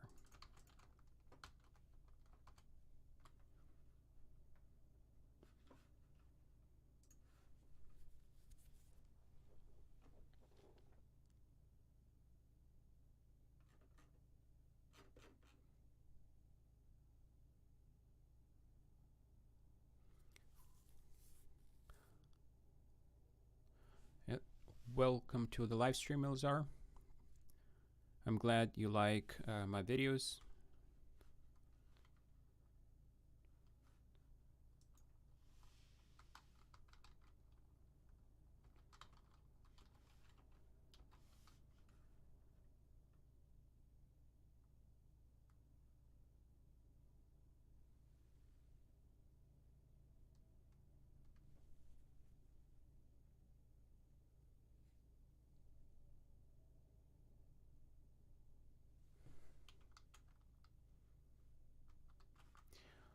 I have not used Zengest, so I can't really say what I think about it.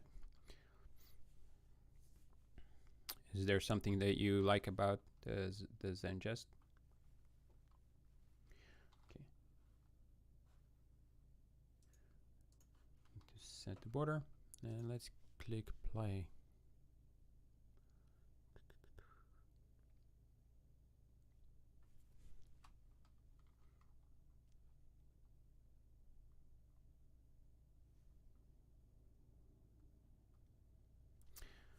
I already have been doing a live stream for 2 hours.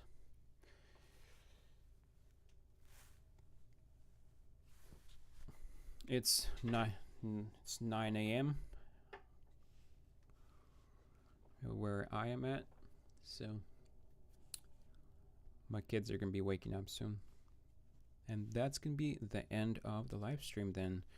But for now, let's continue and see. Okay, so that's okay. I added that layer mask, but I haven't done anything. Not layer mask. I have created the raycast, but I have not done anything with it. So if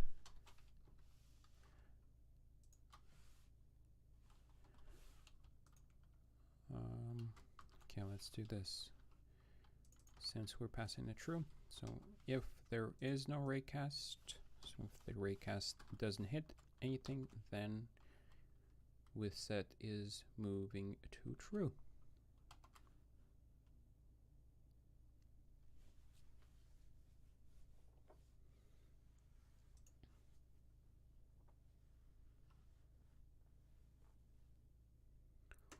Make sure we can still move right. We can collide with the box. Okay, so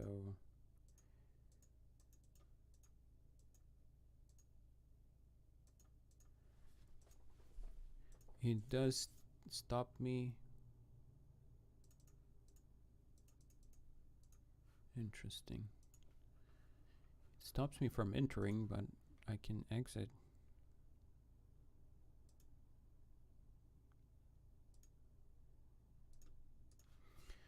It's probably because the distance that I'm checking is not far enough. So let's try that out. So 6.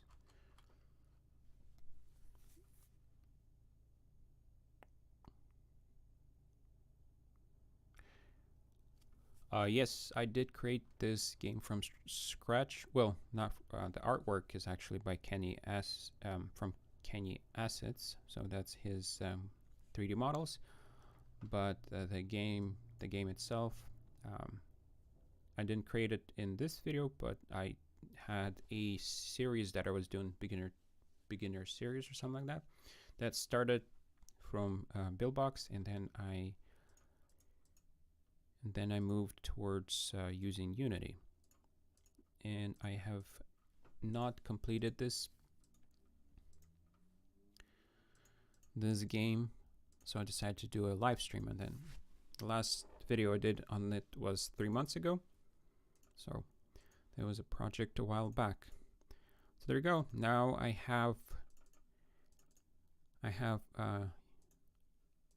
the raycast that stops me from going through the fence, and I still can use the kinematic. Pretty cool. Except, why is it? Okay, that's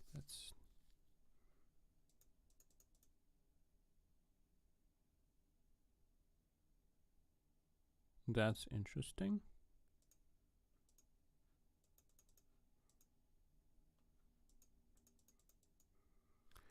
Why is it not allowing me to go up?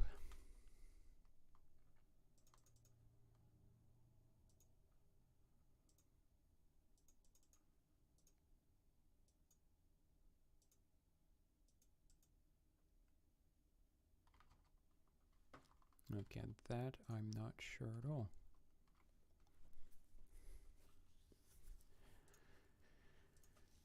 So I have direction, which is forward.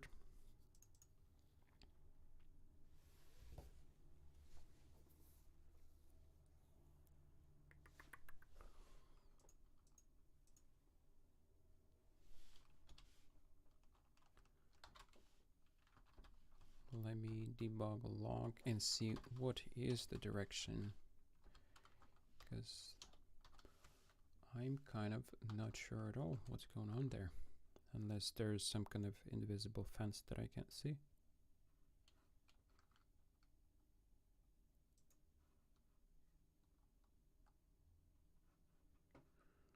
Let me turn on gizmos. No, it seems like...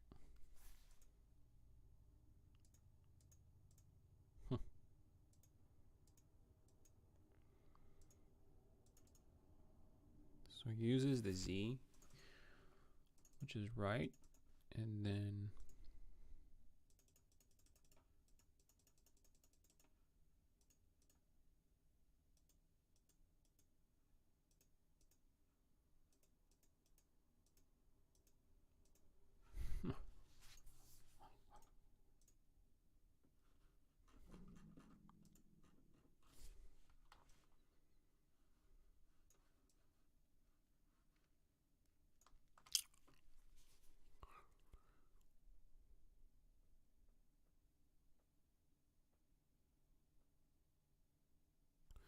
yes, I'm using the position of the tractor.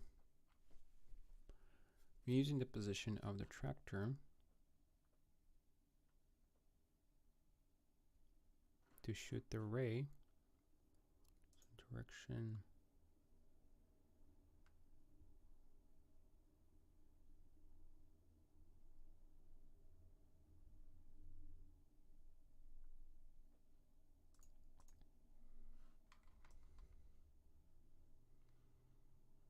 There is something here. Yeah, there's some kind of collider here. What? Oh.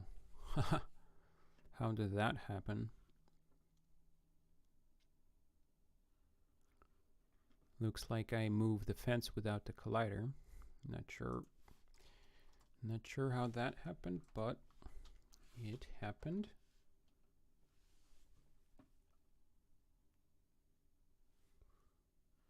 So that means that I moved the fence inside.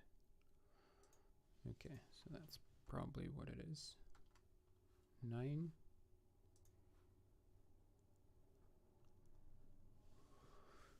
Okay, I guess good thing I checked collision shapes. So now I need to move it in the z direction by negative, no, by 40, 60, 63.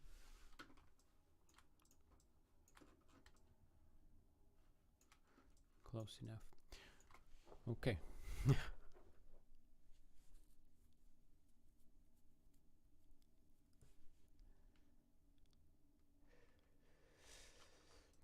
Yeah, that was a very interesting bug right there. Well, not a bug, but it was my fault. I moved the fence without moving the collider. Okay, there we go. Now it's working.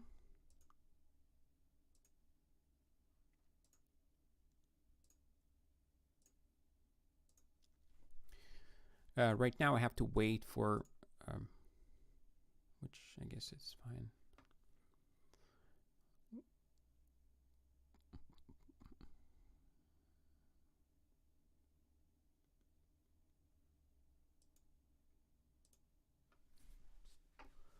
Right now I have to wait for the tractor to finish moving before I can click the button again. So I'm not sure, maybe I should change that. And this is still something that I have to do.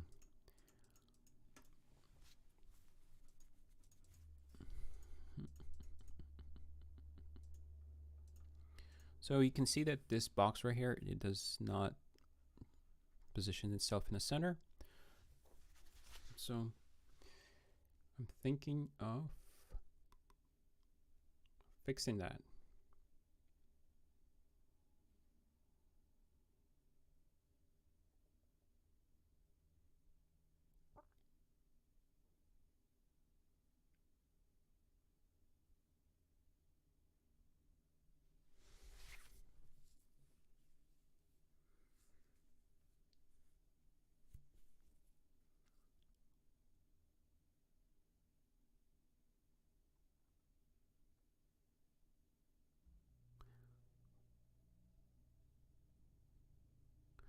Welcome to the live stream, and hello, Mohammed Nabil.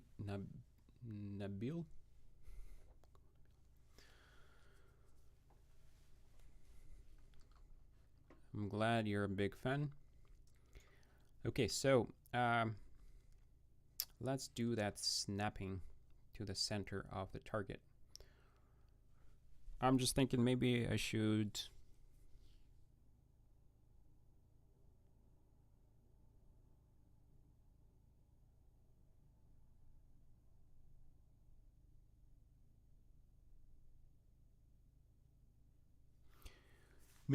switch to allowing the free movement instead of having the step moving, but allow the tractor to just move in direction. But that's gonna create its own problems.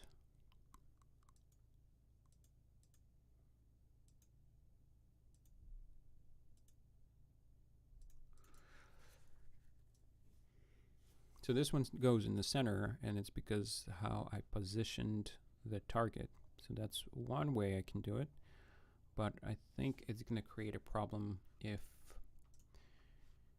for instance, I go here.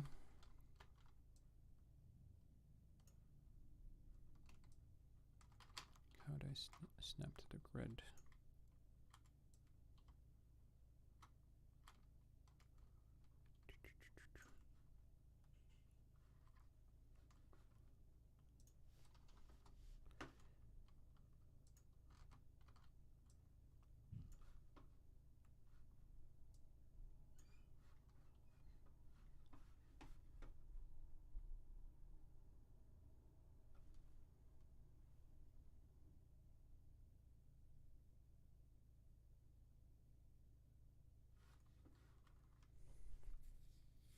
Yeah, that's what I was thinking of doing, actually snapping it to the grid once I hit it.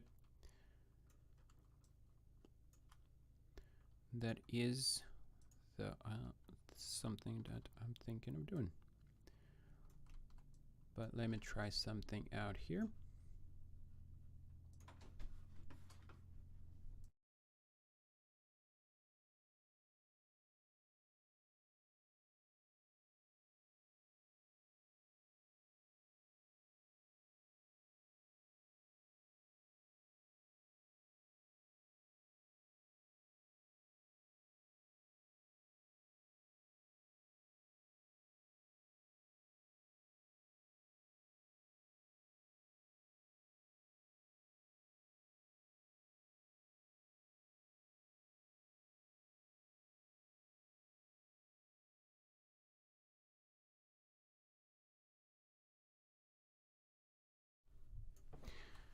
So one of my kids is up already, so I'll be ending the live stream soon.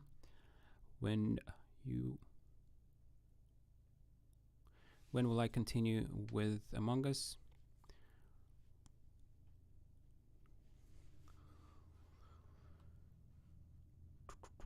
So next week I'll have a new the next video. Did you see the one that I posted today? Or I posted it 10 hours ago. 10 hours. 10 or 11, I don't remember. So you can there is a new version out. I mean, a new video. What am I doing here?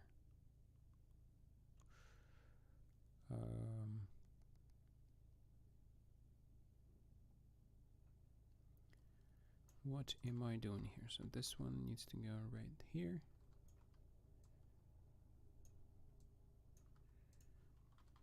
Maybe I should go in the.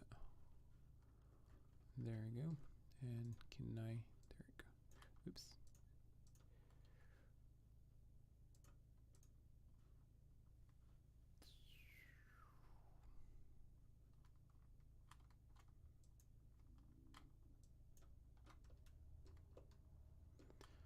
Okay. Let's try this out.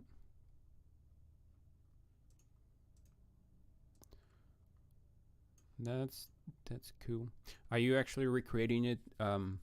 Recreating the Among Us following the tutorial, or you're just watching it for information? I'm just really interested in how people are using the tutorials for Among Us that I'm making. Okay, so let's do that. So the idea is that I can go around and then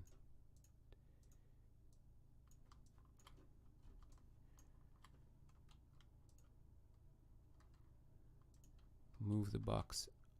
Okay. Did I just duplicate it? No.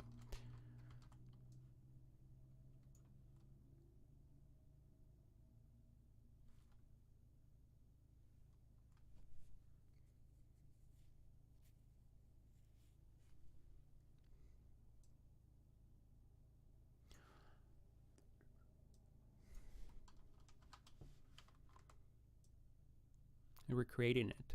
That's pretty cool. Yeah, I'm glad to hear that.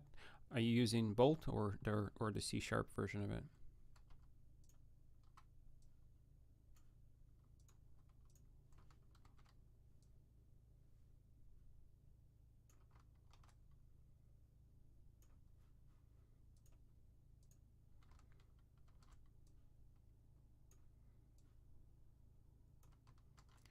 Probably should have used a grid for this, but to simplify the level designing. But for now, I'll just, for testing purposes. Hey, the levels are growing. That's pretty cool. Okay, so the problem that I see that is going to cause, well, let's actually see that that this piece is not actually in the center, so the tractors can be hitting the wall or something.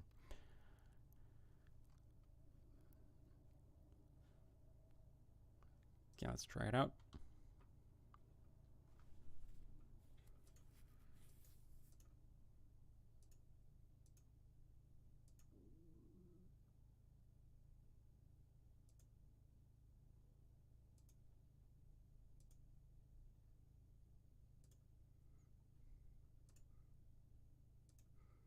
Yeah, looks like I'm not really in the center and not centered here. So that's the problem that I think is I'm gonna have, is that if I have a move step, I have to position everything based on that step. So one thing that I can do to make it, I guess, seem like, oh, check it out, this is like an isometric right there, isometric view, pretty cool.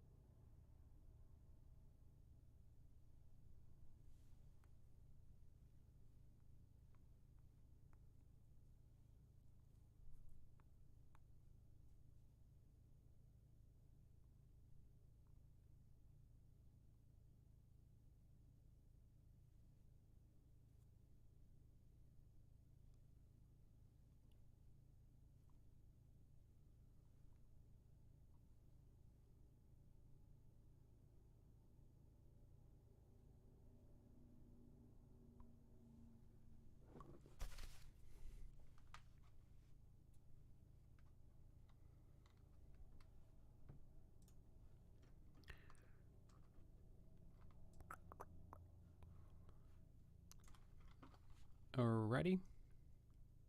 So let's actually try out that, well, before I try out that snapping, what I was thinking is actually to scale it up to take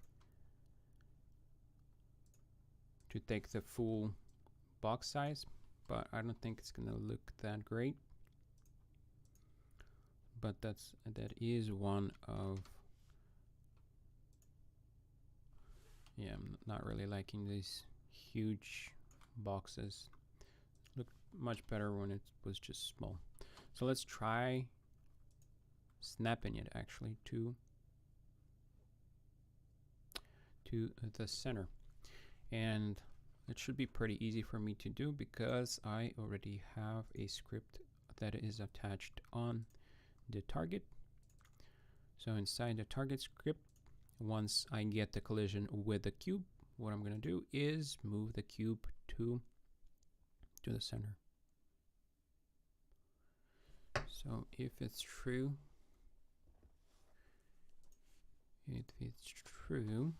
then other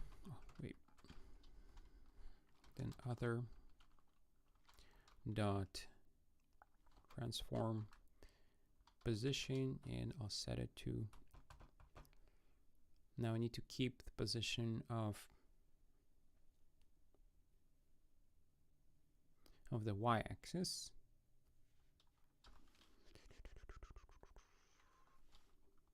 So what should we do? Let's create a new vector.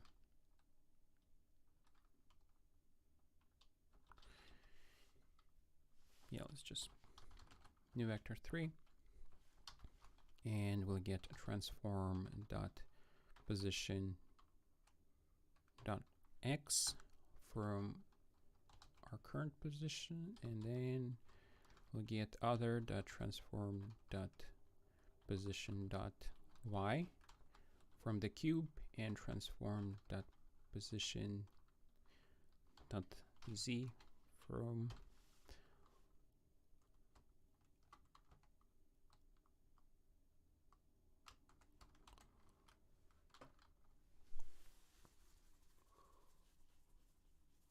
from that as well.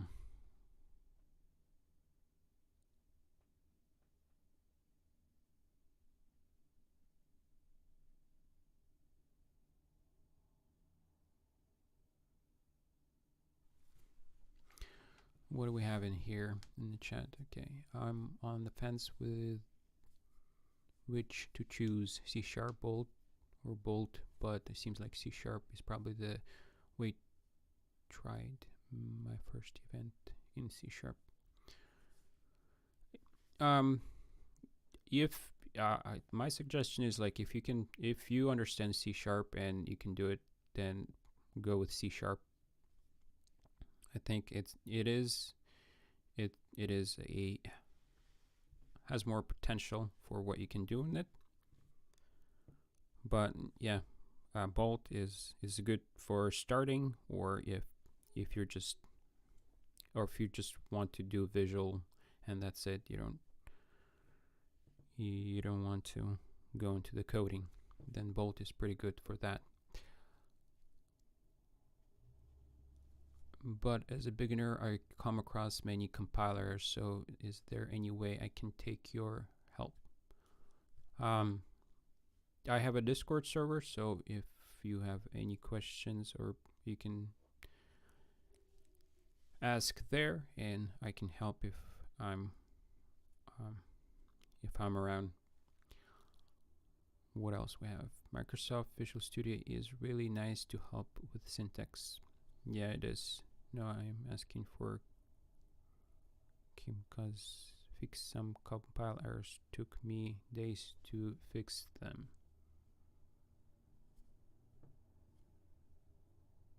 I'm not sure what compile errors you're talking about, but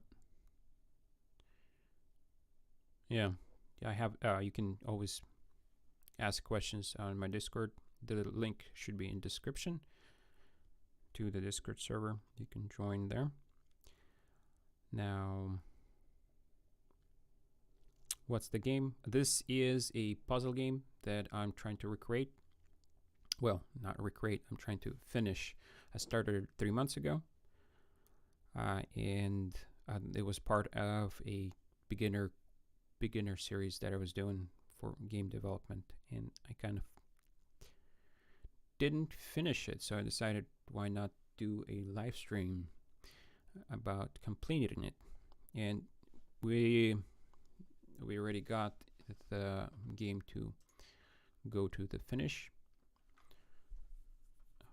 Well, to complete a level. So you can move there. The snapping is working now, so that's cool. But I think I'd want to make it like a smooth transition, not just snap. So have that working. Now, I guess some things we can add here is time, how fast it takes you to complete, or the other, well, you can have both, but the other is how many steps you take to complete. And based on that, you can create a star system and then have multiple levels and stuff like that. So there's more things that you can add to this game.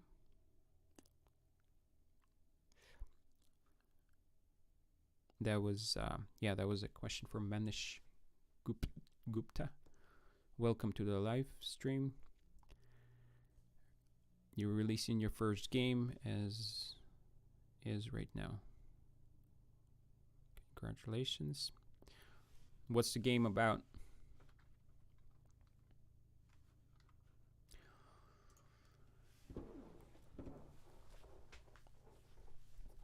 So let's see if I can get a transition.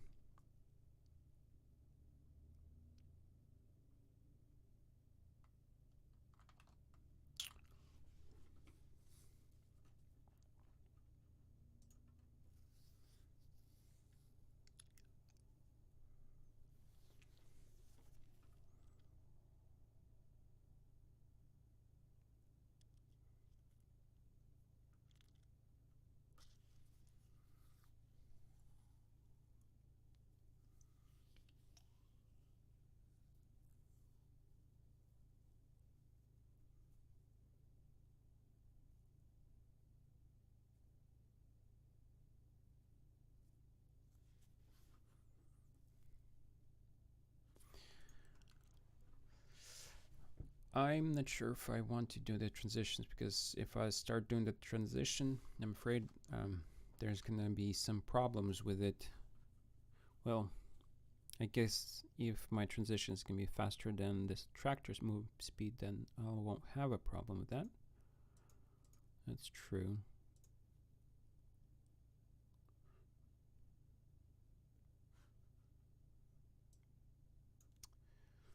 But for that, okay. So let's actually do a transition.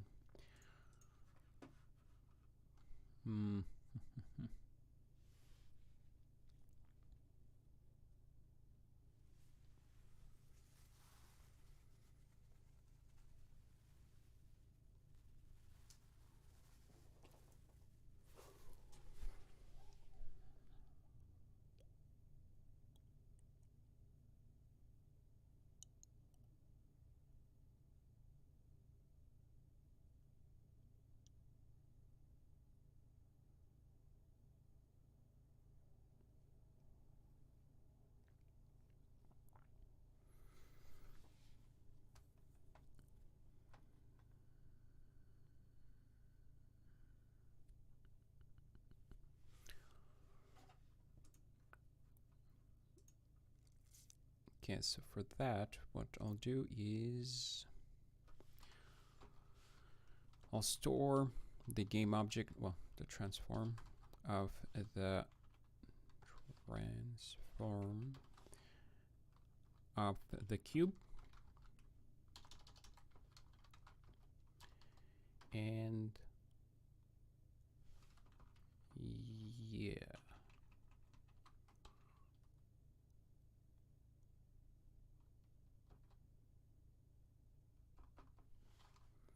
And create a boolean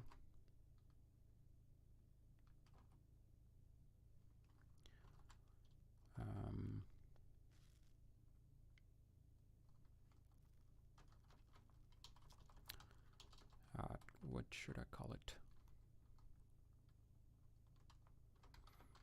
Moving cube, I guess, whatever. Moving cube, or call it move cube. So in the update, if move cube is true and cube is also true, then what I want to do is do this transition, but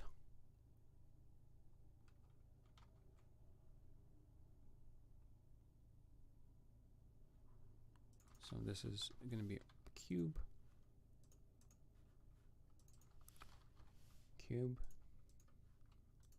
and I will do a lerp, I guess. I'm not sure. So vector 3 lerp.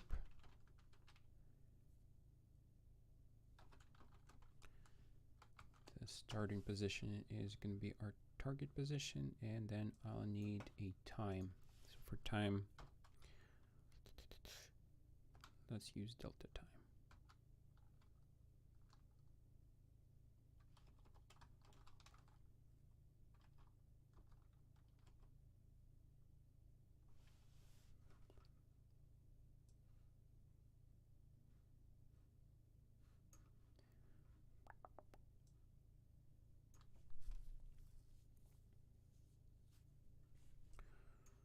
Okay, I'll have to probably multiply it because it's going to be really slow. Times 10. We'll see. We'll see how it's going to look. Could lerp other ways. Okay, with some, where we have here. With some particles and light players won't mind, but a bit of smoke and mirrors. You could lerp other ways. Yeah, I guess. Yeah, that's true. You can go for an cartoonish style and just pop that cube into place, but still that will require some animations. Okay, so what are we looking for?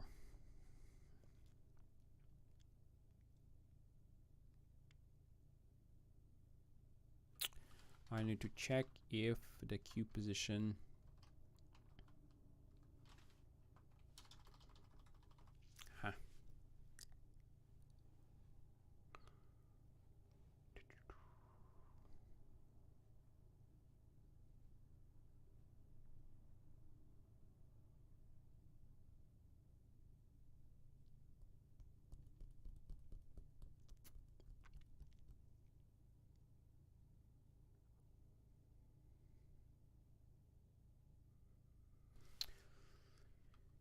I need, okay, well, I'll just leave it for like that for now. But what I'll need is for it to eventually stop lerping.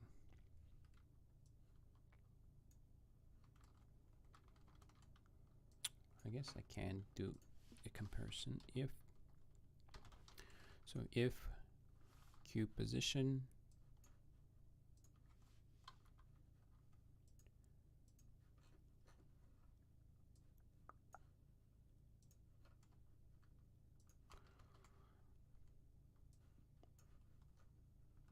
let's actually inside here transform no. What am I looking for? Vector 3, store the position that I'm trying to lerp to. So cube position. Position, and I'll set it in here. So cube position. Then for cube, I'll set the other dot transform, and also I need to set move cube to true, not translate true. Okay, that should start moving the cube, and now I can use the start position. Where is my cube? Cube position for right here, and I can compare it. Now I'm not sure if this is gonna work or not, but let's try it. Debug.log. Let's call it done. Do we have any debug logs anywhere else? Not in this script. I think we have debug log right here. Let's remove that. Okay, so debug log. And the other thing is I want to cube move set false, so that this transition will stop.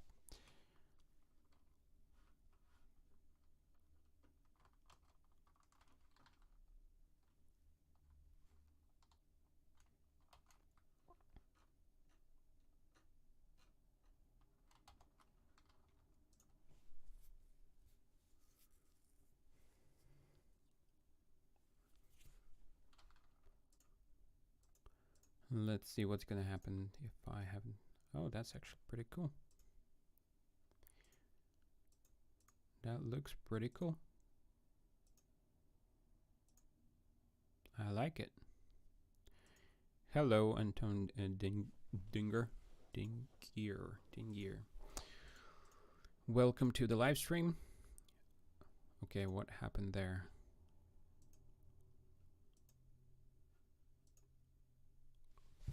Oh, is it because the... Yeah, it's because the fence is right.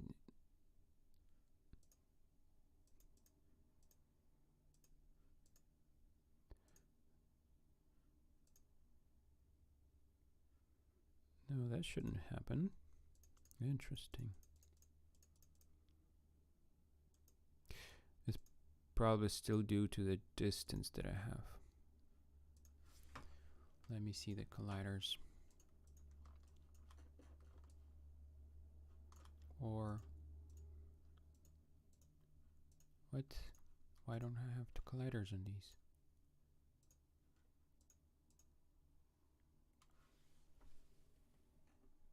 Because I duplicated the fence object, not the wall. Okay, I see. I see. So that is a problem. I'll have to fix that, but that's...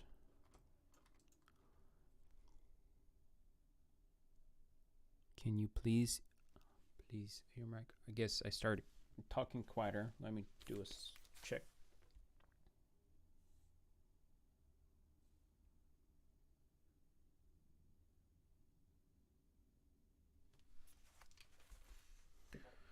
Can you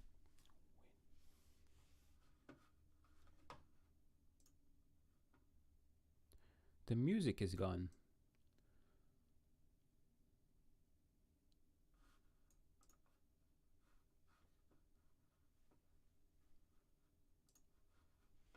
How did that happen? I guess I don't have a loop turned on.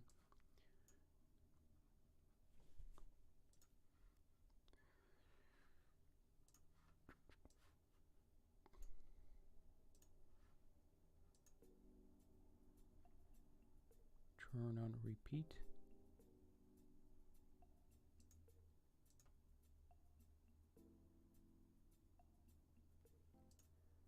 Turn on shuffle.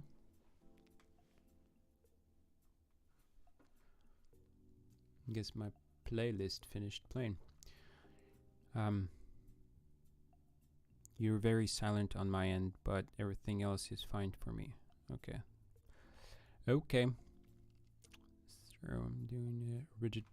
Sir, I was doing a rigid body FPS movement kind of thing, and there was an error. Error SC1 sure type error collision does not contain a definition. Connect count and no extensions methods. Connect count type could not be found. Yeah, actually I have to take a look at the setup. I can't really, from the error type, I can't really see what's going on there. It sounds like you have some custom variables or something that you're using.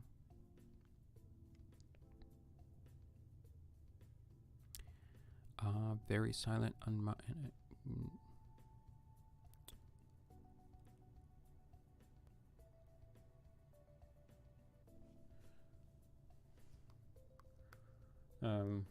yeah, I guess the volume is pretty quiet, I guess. It's negative 25. I usually target my videos to be around negative 12. So it is a little bit quieter. I guess, yep, I started talking quieter once the stream goes on for longer. Okay, so where were we? Okay, so I have that issue of of some fences not having colliders, and it's because I messed it up. When I copied it over the fences, I just copied the objects themselves and not the fence and not the wall object. So that kind of, what is this game object? Game object. Why do I have a game object in here? What is it for? So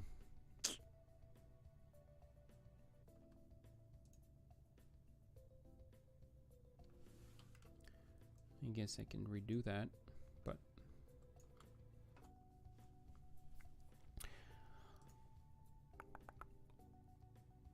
what I'm interested in is, can you actually use a tile map for, well, it's for 2D.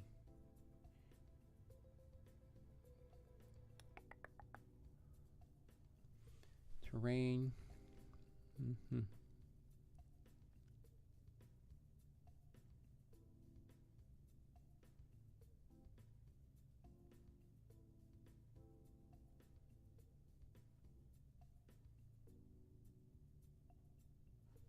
How would you place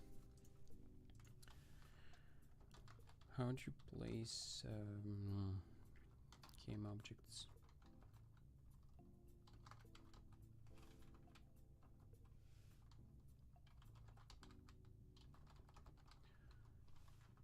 How to place game object on grid?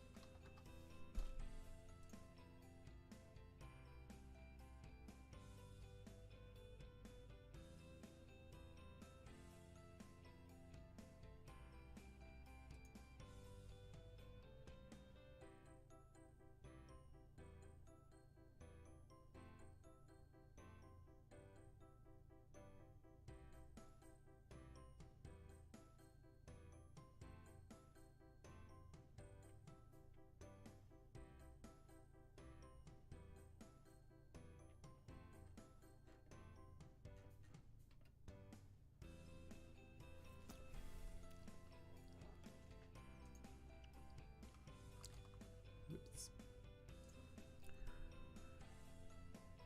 Okay, what are we doing?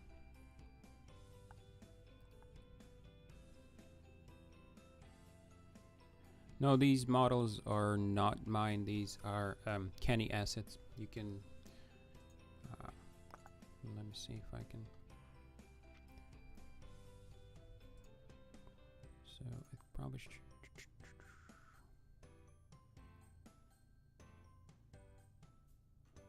I don't have his. Okay, so let me try to find the other video.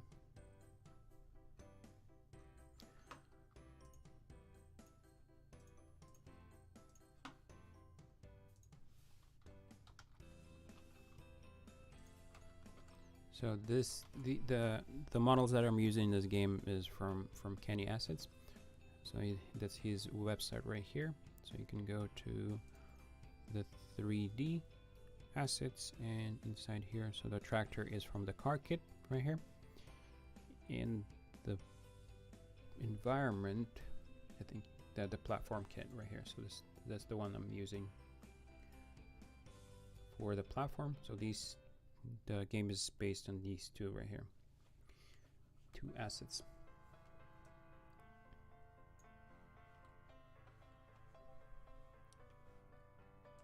So that's the models. That's the models that I'm using. I had to switch to full volume and I still can't hear anything. Okay, I just don't want to make it too loud, and then when I get excited, it's gonna Is that better? Okay. I'm gonna turn it up just a little bit more. Okay. Let's see if that's gonna be better. So I'll try to be in the orange zone. Orange.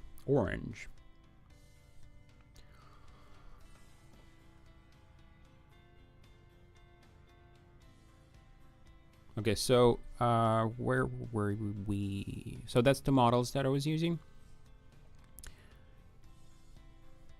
And same here, set to -25 for a reason. Same here.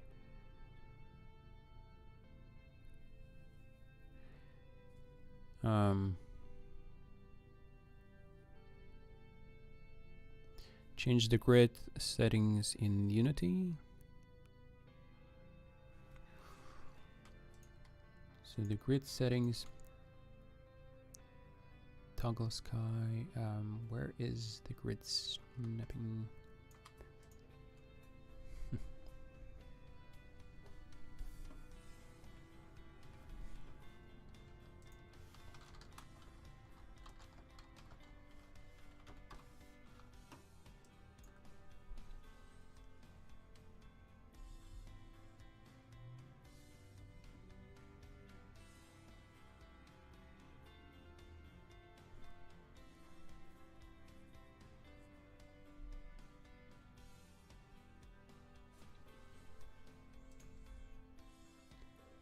So grid axis, Y, opacity, and added grid snapping settings.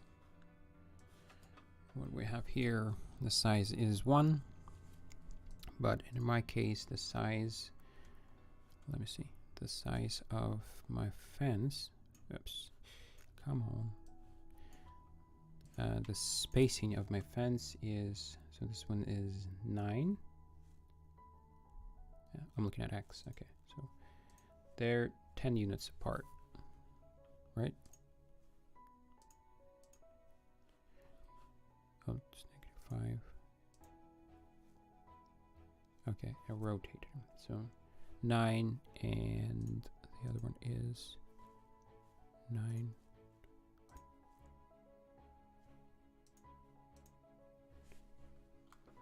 Okay, am I looking at, okay, I need to look at the wall. So it's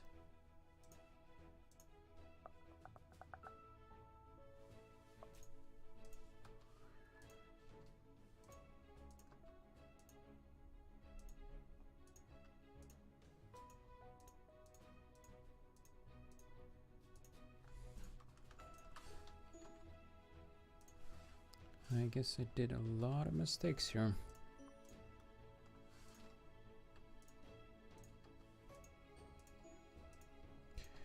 Probably faster to recreate everything. So for the wall, let me see what's the spacing. So I have -10 and 10. So they are 10 units apart. Okay, now how do I turn on snapping? Toggle the visibility of the grid. Thought you could hold Control down to snap it, right? Nope. Nope. Alt, Control.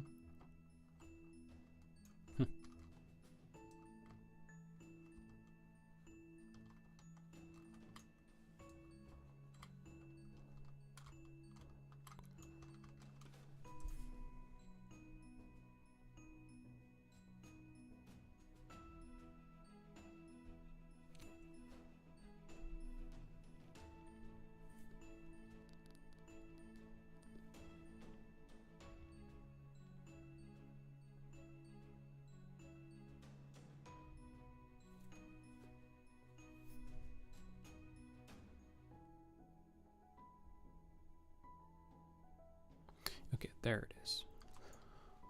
For some reason I was looking at the window. Okay, so let's snapping. Okay, I think that's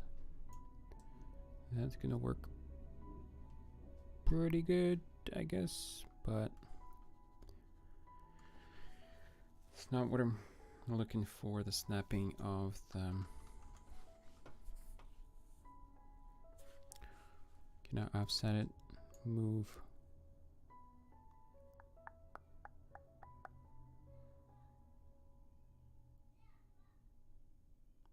Nope, I can't offset it, I guess. Okay, so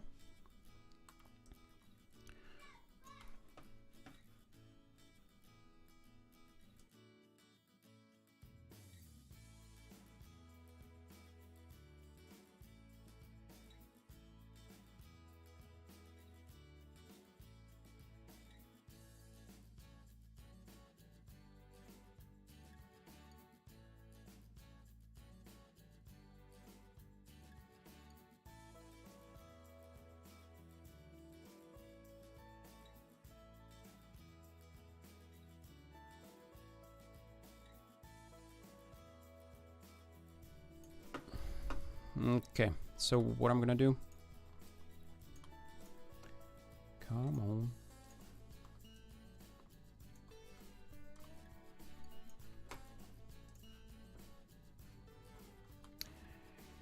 Everybody, where are we?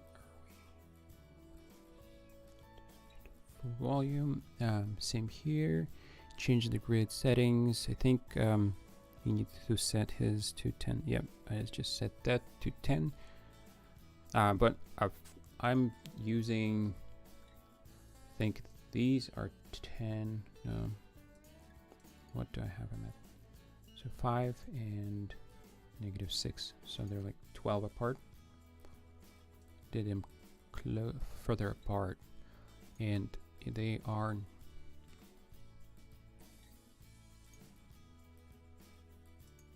they're offsetted by 50. So I'm not sure if there's an easy way to do that.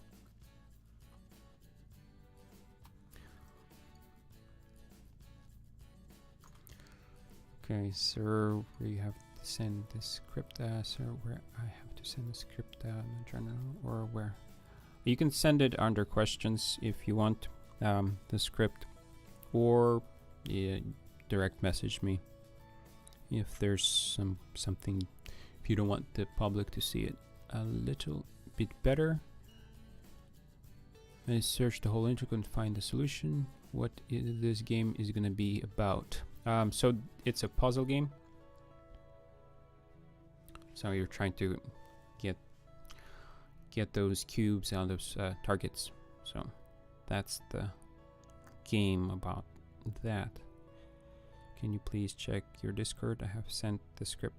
Yeah, I'll look at the Discord after I'll finish the live stream. So, but for now, I still have some things that I want to do.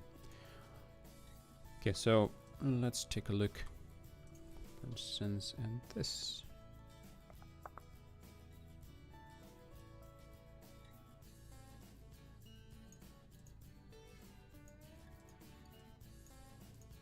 I think that will work good for me.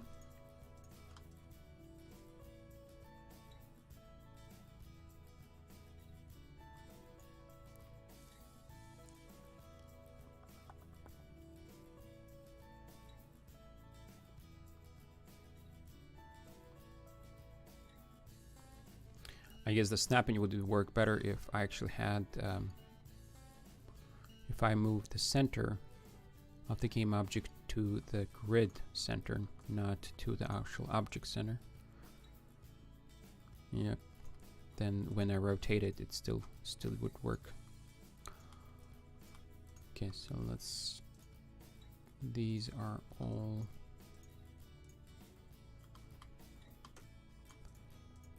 Correct. Okay, let's go to the top view, and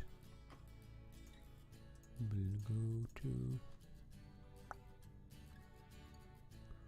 So here we have the snapping. So it's snapped to. Still snapping. What is it? To the grid, but the position of it. Well, okay, so that. Guess we can position them. I guess we can position. Okay, can I?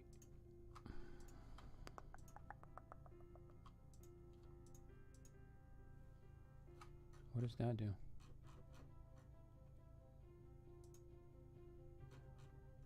Selected all the grounds. So let's disable it from being selected. Okay, so move it there, move it there, move it there, I guess.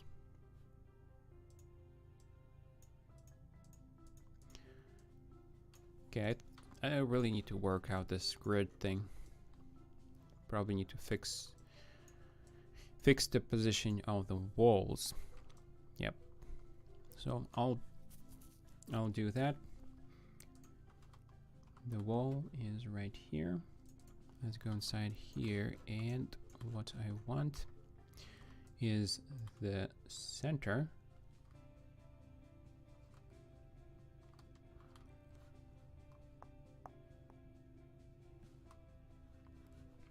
So let me see that again. Let me see that again. So if I positioned in the center, so right here. So then I want it to be positioned where I actually want it to go. So the fence needs to be moved. Wait, why is it not moving? Oh, because I'm snapping. Okay, let's turn that snapping off. The fence needs to move to the side, I think 5 or 5.5. Let's do that. The reason why I did 5.5 or 6 is because the thickness of this, I think. Because I want it to be outside of 10. So that's that. Now what did that change? It moved them all out. So if now, okay, wrong thing. Go to the top view. And now for position. Snapping, turn back on. Now for position that, it's actually position how I want it.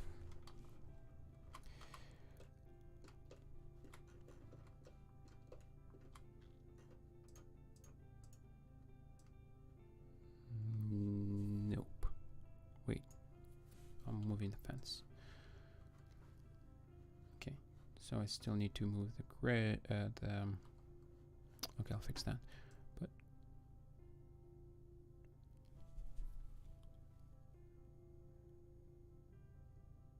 so that's still not far enough.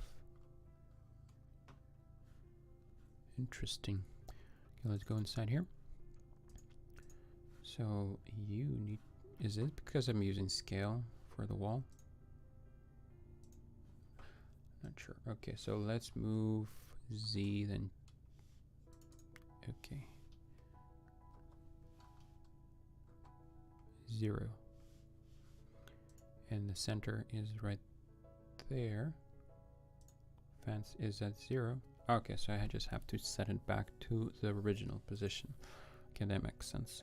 Now I also need to move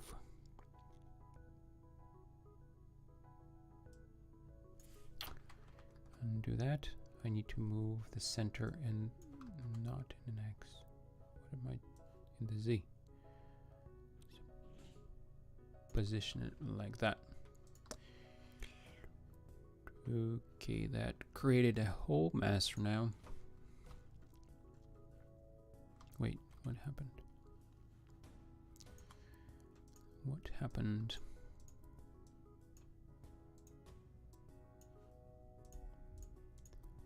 So let's see. Okay, so wait, what is revert? There we go.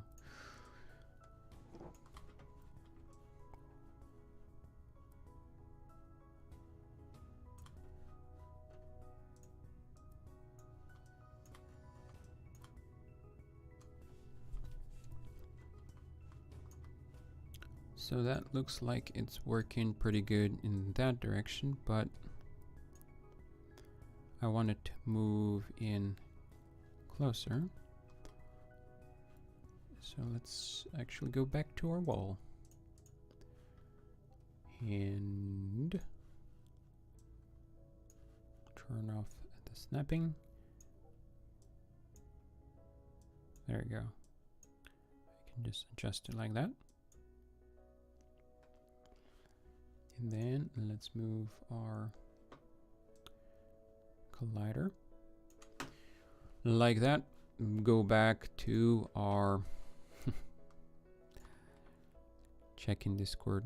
Okay, brother. Okay, so Discord name undo. Do you remember my question about looking?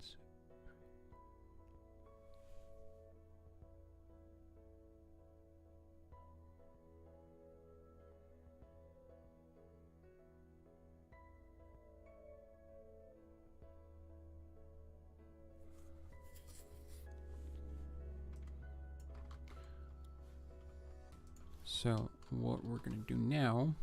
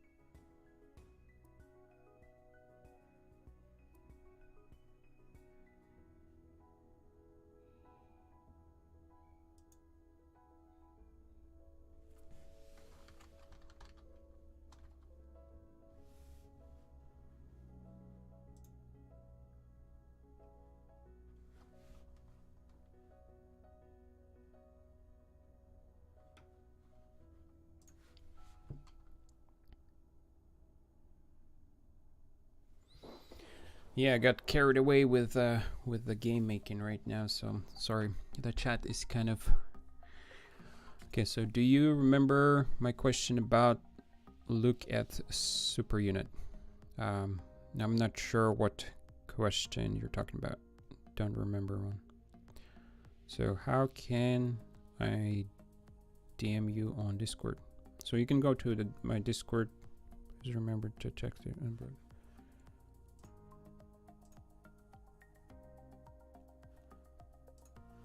Yeah, so I did get your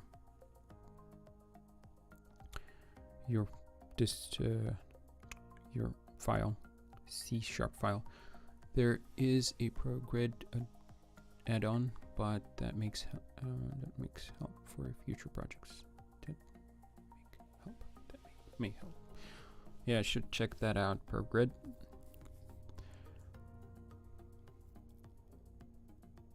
Interactive with chat, do you? You are not very interactive with the chat, do you? Yeah, so I was just really trying to fix this fence thing. So I think I got it pretty close, but wait, what is going on? Revert all. What?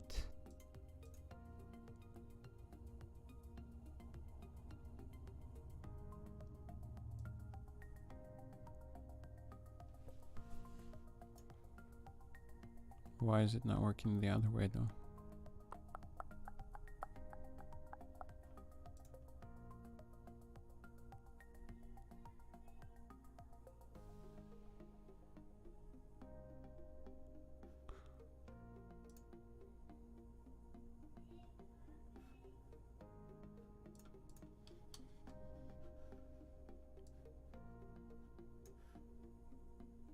Why is it snapping to?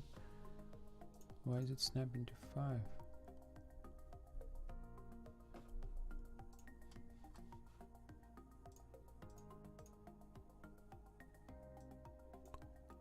Okay.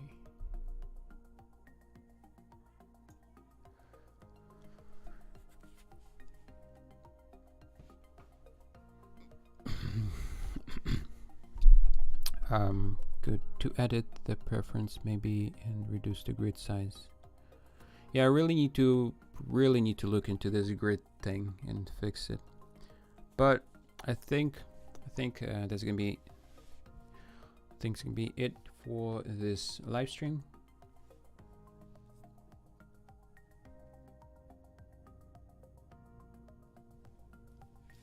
We went over a little bit over 3 hours for the live stream, so I think I'll call it good.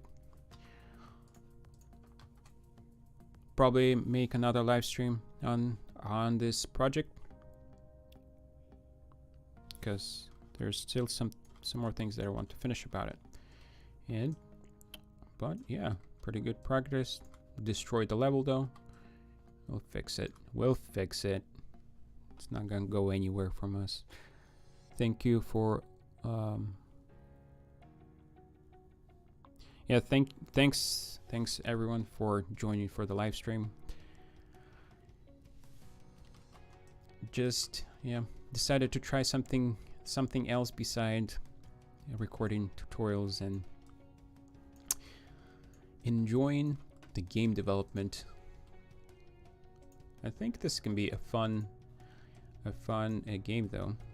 Well, if we get the fences in order. But okay, thanks for stopping by, and I'll take a look at I'll take a look at your Discord message, and I'll see you next time, and goodbye.